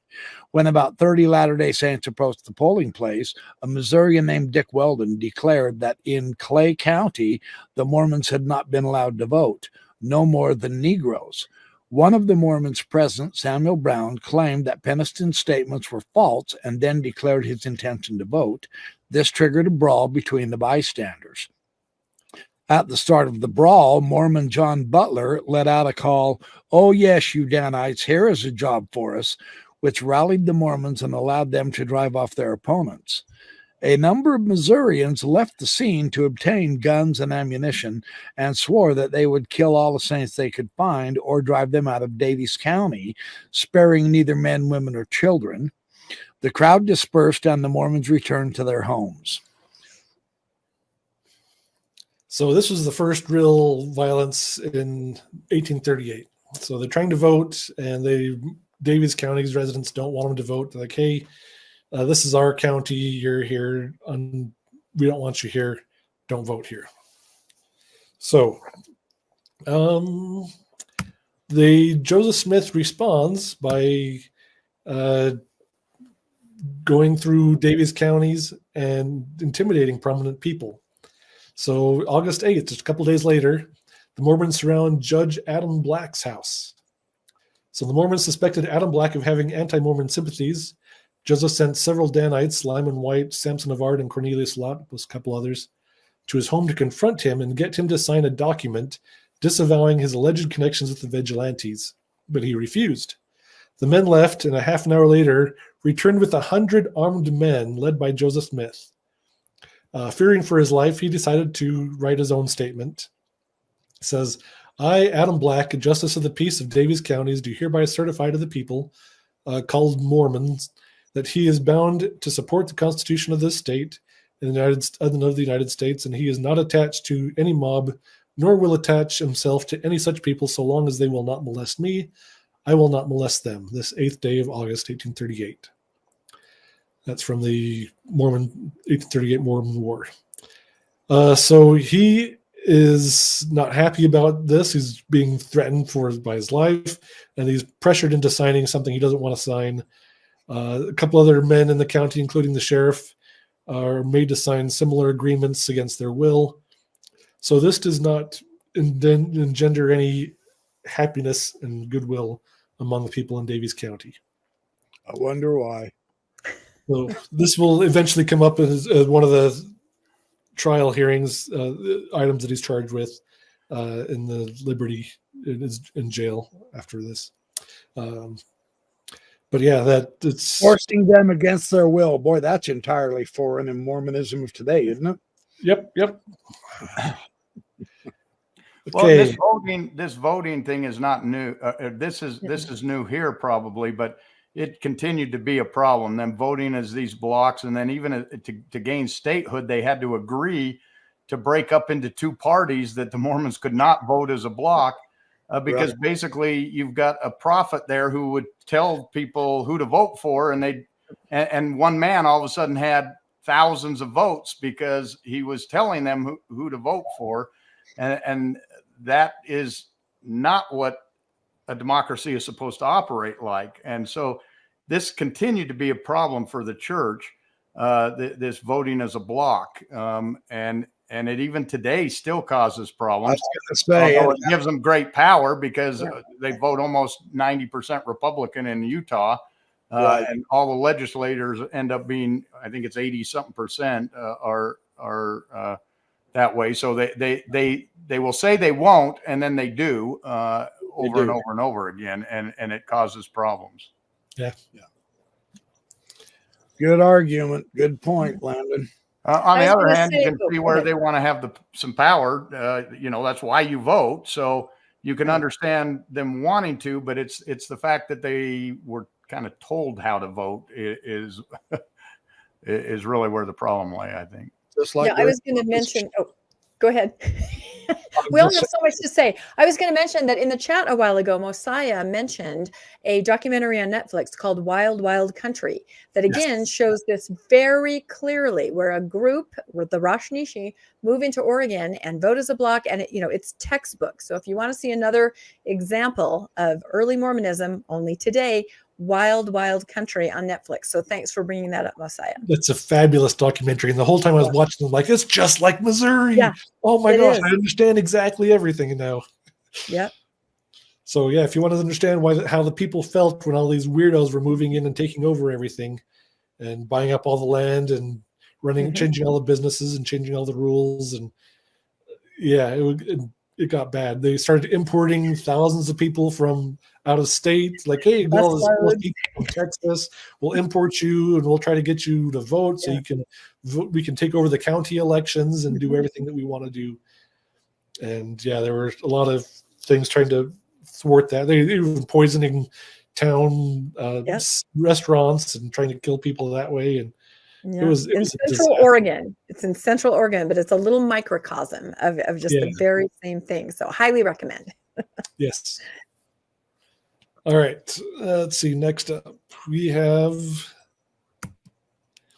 So this was something I didn't know until I was doing this research. So there was an October 6, 1838 agreement with the Davies County settlers. They reached where the Missouri settlers would sell their land at greatly reduced prices to the Mormons, giving them the county. But the settlers felt like they were being pushed off their land and felt they had no alternative, needed to get what they could for the land. So there's selling the land for less than it would cost the value of the crops that are on the land. And so they're getting kind of pushed out. They're upset about this. And the Mormons are just going to take over this whole new county. And the people in the surrounding counties are like, what the heck? They agreed to Caldwell County. They were flowing into Davies. Now they're going to have the whole county to themselves. Where are they going to come to my county next? It's kind of scary. And their revelations say they're going to take over. Hey. Fascinating. So then we have the attack on Gallatin that Vogel was mentioning. And this is a description from the Thomas B. Marsh affidavit. So Thomas B. Marsh is the quorum president of the 12, and he sees the Danites. He gets really nervous, and he sees this attack on Gallatin, and he freaks out afterwards. So here we are, just 12 days after that agreement to purchase Davies County. They attack Gallatin, which is in Davies County. So they're going to buy this, but they're trying to motivate them to get out. They're going to loot the town, take all the goods, and maybe hope that they can get cheaper prices on the land. I don't know what they're doing, but they go in and attack. So we have a company of about 80 Mormons commanded by a man fictitiously named Captain Fearnot, who was David Patton, marched to Gallatin. They returned and said they had run off from Gallatin 20 or 30 men and had taken Gallatin, had taken one prisoner and another had joined the company. I afterwards learned from the Mormons that they had burned Gallatin and it was done by the aforesaid company that had marched there. The Mormons informed me that they had hauled away all the goods from the store in Gallatin and deposited them at the bishop's storehouse in Adirondack. This is what Lyman White was running. He had the bishop's storehouse. So he was arrested and put in Liberty Jail for all the stolen goods that were stored at his place. On the same day, Lyman White marched about 80 horsemen from Millport. He returned before night and called for Joseph Smith and Hiram Smith to report them, and said, Hiram, being counselor, said Joseph Smith, that White reported that he had been at the site of Millport, saw no one to fight, but that the people generally had gone and left their houses and property. The prophet, on hearing the property was left, commenced to reply and said, we had better see to it. White then stopped him by saying, never mind, we'll have a private council. Smith replied, very well. The private council I did not hear, but the men were determined to go to their camps. The same evening, a number of footmen came up from the direction of Millport, laden with property, which I was informed consisted of beds, clocks, and other household furniture. So a lot of the people there had fled Davies County, and the Mormons went in there and took all their property, all their goods. So more looting and sacking. Good times. But they were good neighbors. Yep. All right. The affidavit goes on. They have among them a company consisting of all of them that are considered true Mormons, called the Danites, who have taken an oath to support the heads of the church in all things they say or do, whether right or wrong. Many, however, of this band are much dissatisfied with this oath, as being against moral and religious principles. On Saturday last, I'm informed by the Mormons they had a meeting at Far West, at which they appointed a company of 12 by the name of the Destruction Company, for the purpose of burning and destroying, that if the people of Buncombe came to do mischief upon the people of Caldwell and committed depredations on the Mormons, they were to burn Buncombe, and if the people of Clay and Ray made any movements against them, this destroying company was to burn Liberty and Richmond. This burning was to be done secretly by going as incendiaries. At the same meeting I was informed, they passed a decree that no Mormon dissenter should leave Caldwell County alive, and such as attempted to do it should be shot down and sent to tell their tale in eternity. So yeah, this is what Governor Ford is being told in this affidavit. So he's hearing about all the destruction that's going on. He's hearing about all these plans that are going to keep destroying everything else around him, and he's freaking out. And Orson Hyde also corroborates this affidavit as well. So two apostles are telling the governor what's going on behind the scenes. And I've got one more quote from this affidavit, and then we'll see. So in a conversation between Dr. Avard and other Mormons, said Avard proposed to start a pestilence among the Gentiles, as he called them, by poisoning their corn and fruit, etc., saying it was the work of the Lord, and saying Avard advocated lying for the support for their religion, saying it was no harm to lie for the Lord. The plan of said Smith the prophet is to take the state, and he professes to his people to intend taking the United States and ultimately the whole world. This is the belief of the church and my own opinion of the prophet's plans and intentions.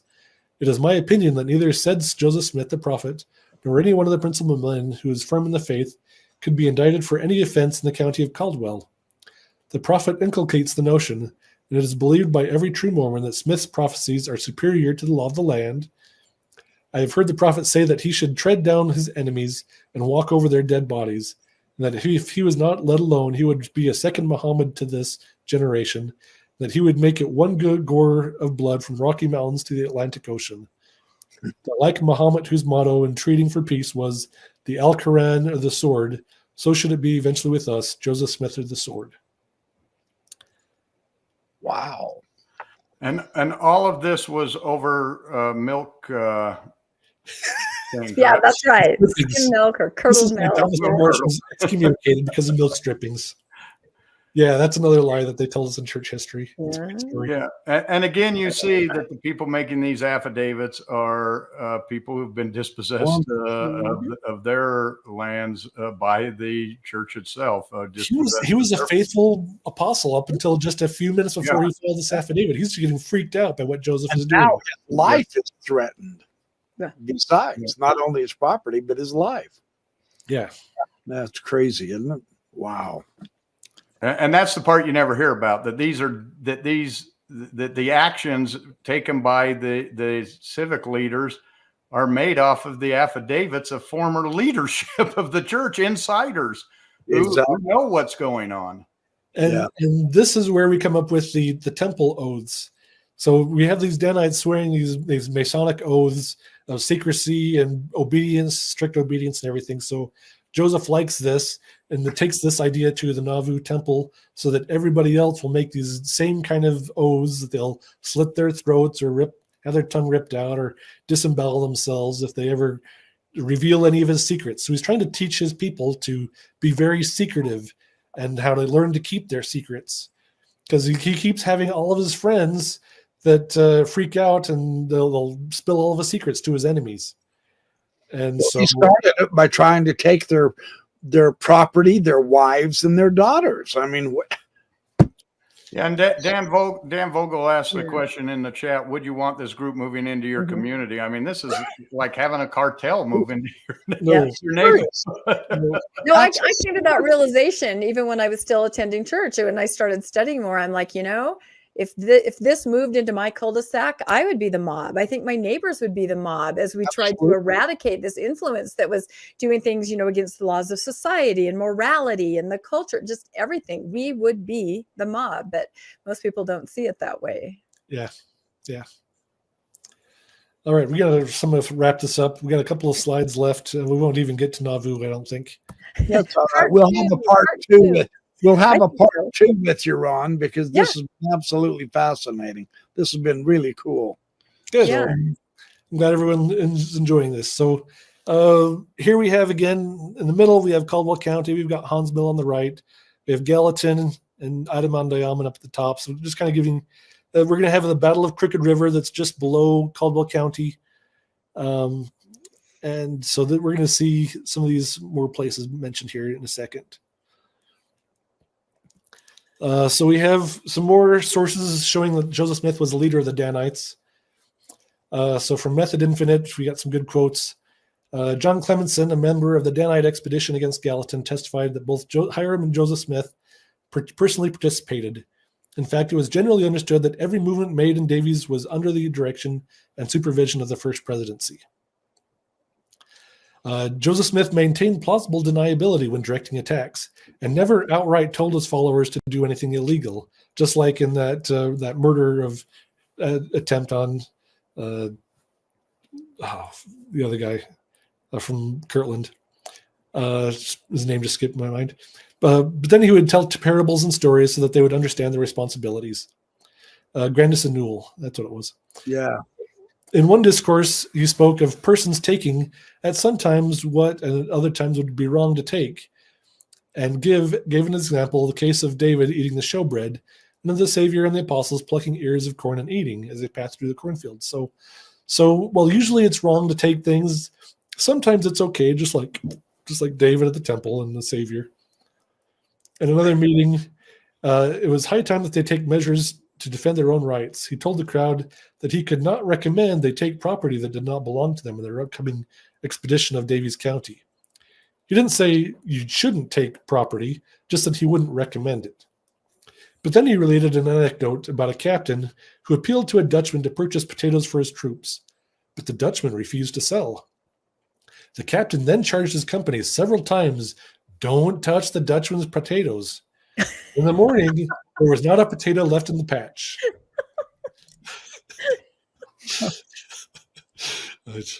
So words to live by. Words to live by, honestly. Yes. Don't touch the Dutchman's potatoes.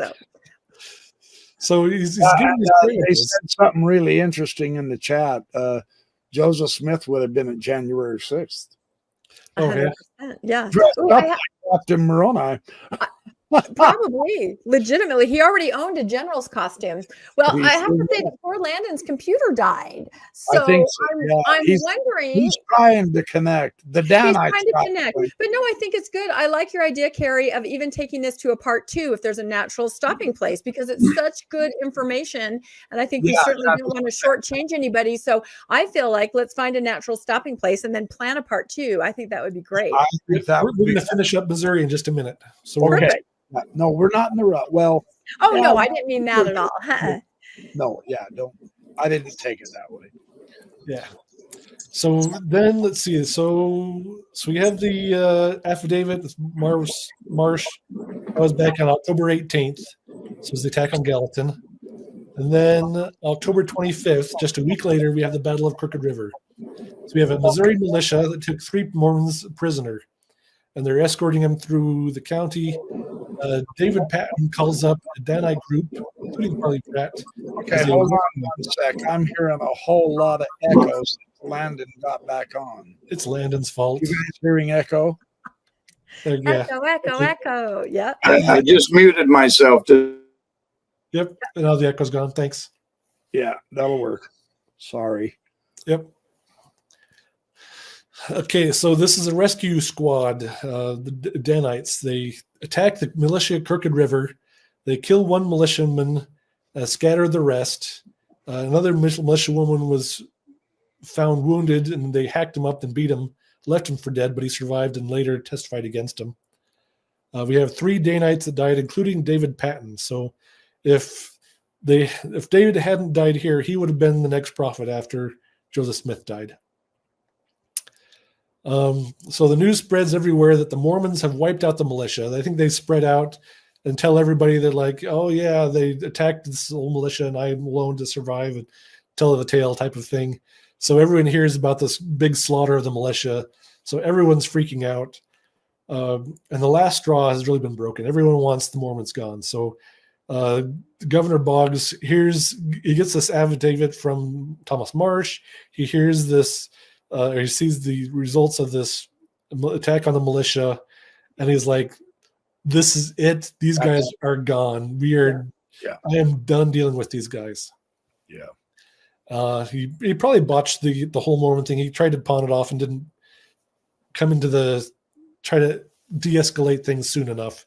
He let things get too far gone before really trying to do anything. So he probably has some blame here, but the Mormons really screwed this up. Yeah. So we have the executive order. Let's see. I think that's the next slide. Yes. So in this extermination order, October 27th, which is like the next day, 2 days later, I've received by Amos Reese, Esquire of Ray County, and Wiley C. Williams, Esquire, one of my aides, information of the most appalling character, which entirely changes the face of things and places the Mormons in the attitude of an open and avowed defiance of the laws, and having made war upon the people of the state. Your orders are therefore to hasten your operation with all possible speed. The Mormons must be treated as enemies and must be exterminated or driven from the state if necessary for the public peace. Their outrages are beyond all description. So the rest of the order is just telling him how to get all the number of men to come, number of horses, and everyone to go start and drive the people out of the state. Right. Yeah, and again, growing up, we heard about that, but we just heard for some reason they decided to pick on us, just randomly targeted us. They didn't like the Mormons. Yeah. That's what you heard. Because they have the true gospel. Yeah, because they had the true gospel, and people didn't like it. Mormons couldn't live their covenants, and so they wanted to sin. It's always about wanting. They ain't us.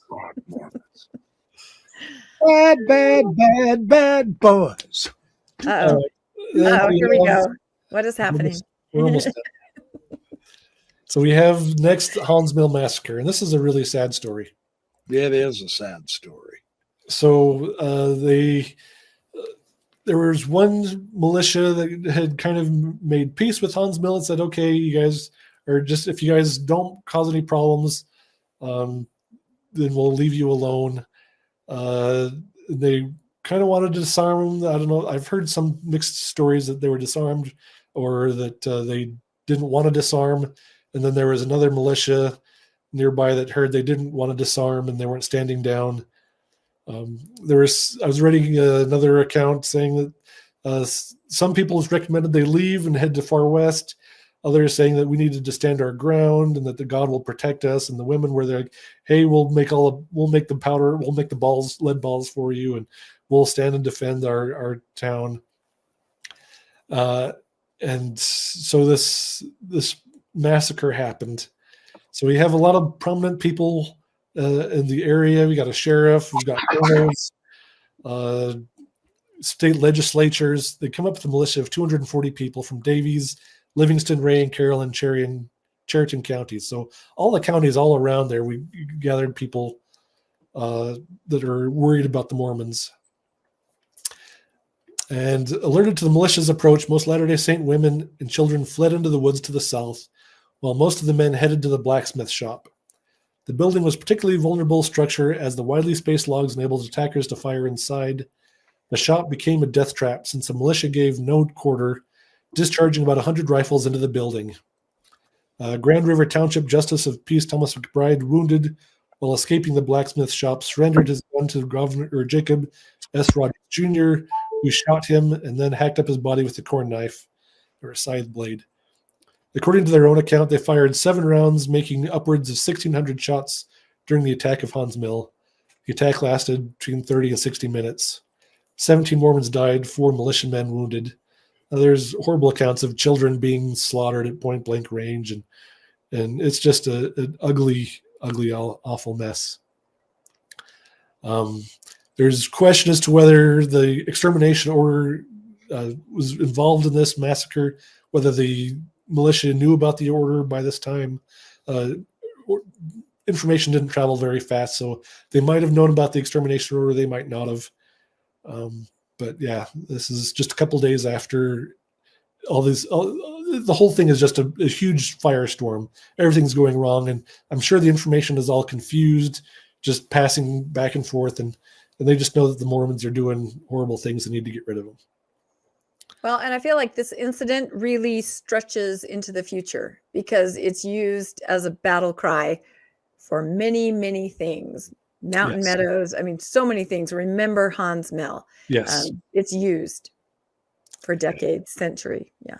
Yeah. Every time that we mention that the church has done something wrong, they're like, well, remember Hans Mill when they did this to us. Like, this has nothing to do with Hans Mill, but okay, whatever. Yeah. It's used out of context a lot because it didn't happen in a vacuum, but we're never told that. Yeah. So, but a tragedy, absolutely. Not to diminish that, but it did not happen in a vacuum. Yeah. Yeah, that's the point I wanted to make is Hans Mill was wrong just as much as some of the other things were wrong, but like anything, you try to understand the circumstances around it that caused it, but it certainly doesn't justify future violence, and likewise, does past violence is it any way bettered because of this? Violence is wrong in every case if we can avoid it. Yeah. This might have had an influence on Joseph Smith surrendering.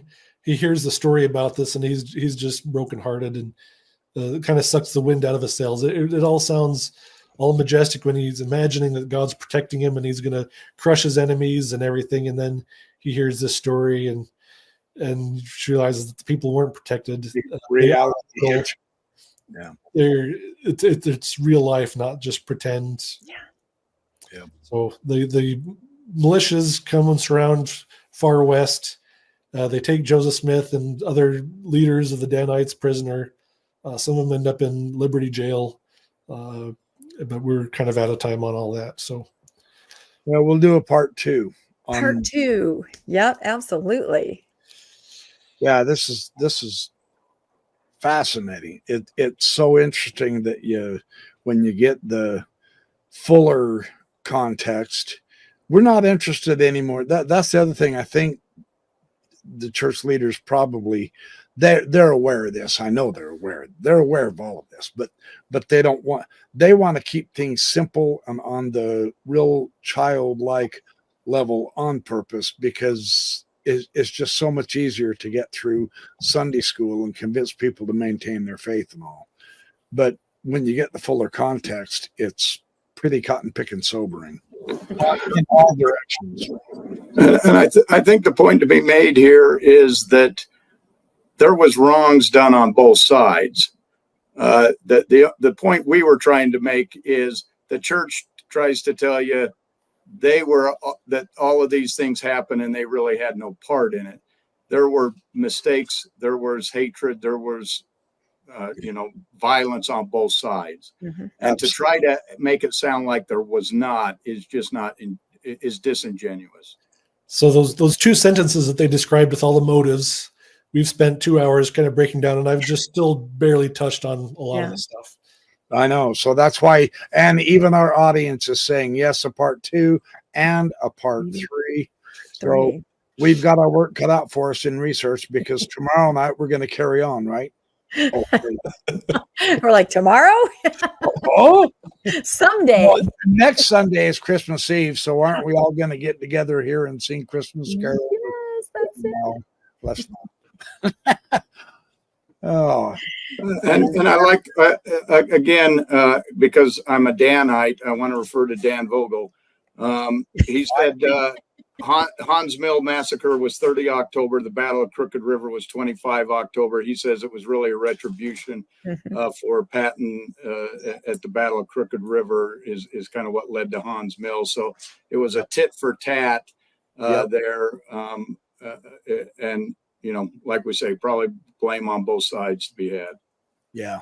Yeah. And that's what's wrong with the essay, if I can say that. When we went through it, we wrote down the dates of every event they listed in the essay, and there was never any correlating, event prior that could have had an impact. So then we went through and we kind of filled those in, and that's when you really see the big picture, and that's what Ron is showing us. But the essay is very one-sided. It simply shows those events where there was persecution. It does not take it back. In this case, less than a week prior, where you can clearly see there is a cause and effect there, or at least some kind of relationship. So Debbie Donovan is saying something good. She's saying the church loves the victim card. They do. always present it in that color, always. They play this persecution complex so badly. It's even today. Yeah. Yeah. Hey, Swanee Speed Ramsey, good to see you. So if you're looking for good books on the topic, Mormon War, 1838 Mormon War in Missouri, fabulous book by LeSueur. Dan Vogel's book, Charisma Under Pressure. Yeah, that's already mentioned. The Origins of Power has a lot of good information. This is Hearken O Ye People. I didn't use this one in my research, but this is a great one for understanding the context, what's going on in Kirtland, what's going on with all these and all the revelations in that context. So another one that I'll share is by H. Michael Marquardt. Yes. The Rise of Mormonism, 1816 to 1844. He personally gave this one to me when he came and gave a lecture in my home. Nice. On the Joseph Smith papers, actually. He's the one that informed us all that the Joseph Smith papers on the administrative records or whatever, they were anointing each other kings and stuff like that. And I thought, wow, that's crazy. So, yeah, there's a lot of history. A lot of people have covered this. So, very interesting. All right. Well, does the audience have any questions you'd like to ask Ron or Mormonish? Don't ask the BYP. He's off base. He's off limit. If not, we're gonna head out. We've kept you for 2 glorious hours, and thank you so much for your time, Ron and Mormonish, Landon, Rebecca, and the dingling up there in the high left. I don't know who he is, but he's around here. He hangs out with the great ones. But, Luo Sarah says, Ron, are you single? Hey, wait a minute. We can't have that kind of question on the podcast. Yes. Okay, you two, hook up later. Anyway, so we'll plan a part 2. What do you guys say? You think it's worth doing? Sure. Part 2? Maybe 3. First of the year or something like that. Sometime in January, we'll try to get back together and put together a part 2, because this is a really important counterbalance that actually gives us a much more incredible / credible context, so that we can actually weigh it more realistically. Am I saying that? It's just, I am so used to, I taught for 2 years in Missouri, the victim card, as a missionary. I went right back to church history country, and I didn't learn one damn thing, because I taught the church's version. And so this especially has great meaning for me. So again, thank you for all your guys' work and effort. This was really quite fun. And we will do a part 2, you guys. Yeah, they're all clapping and stomping their feet, and the bleachers are rumbling, and watch out, the clouds are gathering. We're on stage again for sometime in January. We'd love to have you come back if you would. And so you went to Missouri for your mission. Yeah, I did, Mosia. I really did. Yeah. Right there in St. Louis. I did get to Jackson County, and we were allowed for a mission conference up to Nauvoo, Illinois for a weekend. And that was fun stuff. That was cool. Nauvoo is a beautiful city. It really is. It wasn't when they got there, but hey, yeah, we'll continue in the Nauvoo era, won't we, Ron? Mm-hmm. That's great stuff. And I do know our beloved historian Dan Vogel here is at work, or he's going to be shortly he's going to carry on the charisma tradition up into the Missouri period, the Illinois period. And so we're looking forward to that. It'll probably be another 7 years, because he always does a bang up job, and we're grateful for that. So, and I'm volunteering to help him out as I can. He doesn't know that yet, but he does now. So, all righty, you guys. Thank you so much. Appreciate all of you. Appreciate everybody in the chat. Appreciate all your support. Appreciate all your love. We all want to wish you all a Merry Christmas. Oh, Book of Mormon for a while on my channel, Dan says. Okay, that's good too. Anything Dan Vogel does is worth its weight in gold. So go over to his channel and let's hop on his Book of Mormon stuff. That'll be fun stuff. I'll have to get you back on the show, Dan, and we can rant and rave about the Book of Mormon a little bit and then bring these guys back on or something. So, okay, you guys, I love y'all. We got to go. We're going to head out. Have a Merry Christmas. Remember, do well, be good, have fun, smile. It's really fun to make people wonder. I promise. I'm speaking from experience that way. So we are out of here, brethren and sisterin. Thanks for joining us for another episode of Mormonish. We really appreciate our listeners and would love to hear from you if you have a story you'd like to share. You can email us at mormonishpodcast@gmail.com. You can also find us on Facebook, Instagram, and on our website, mormonishpodcast.org. And don't forget to look for us on YouTube and like and subscribe. Keep joyful, everybody.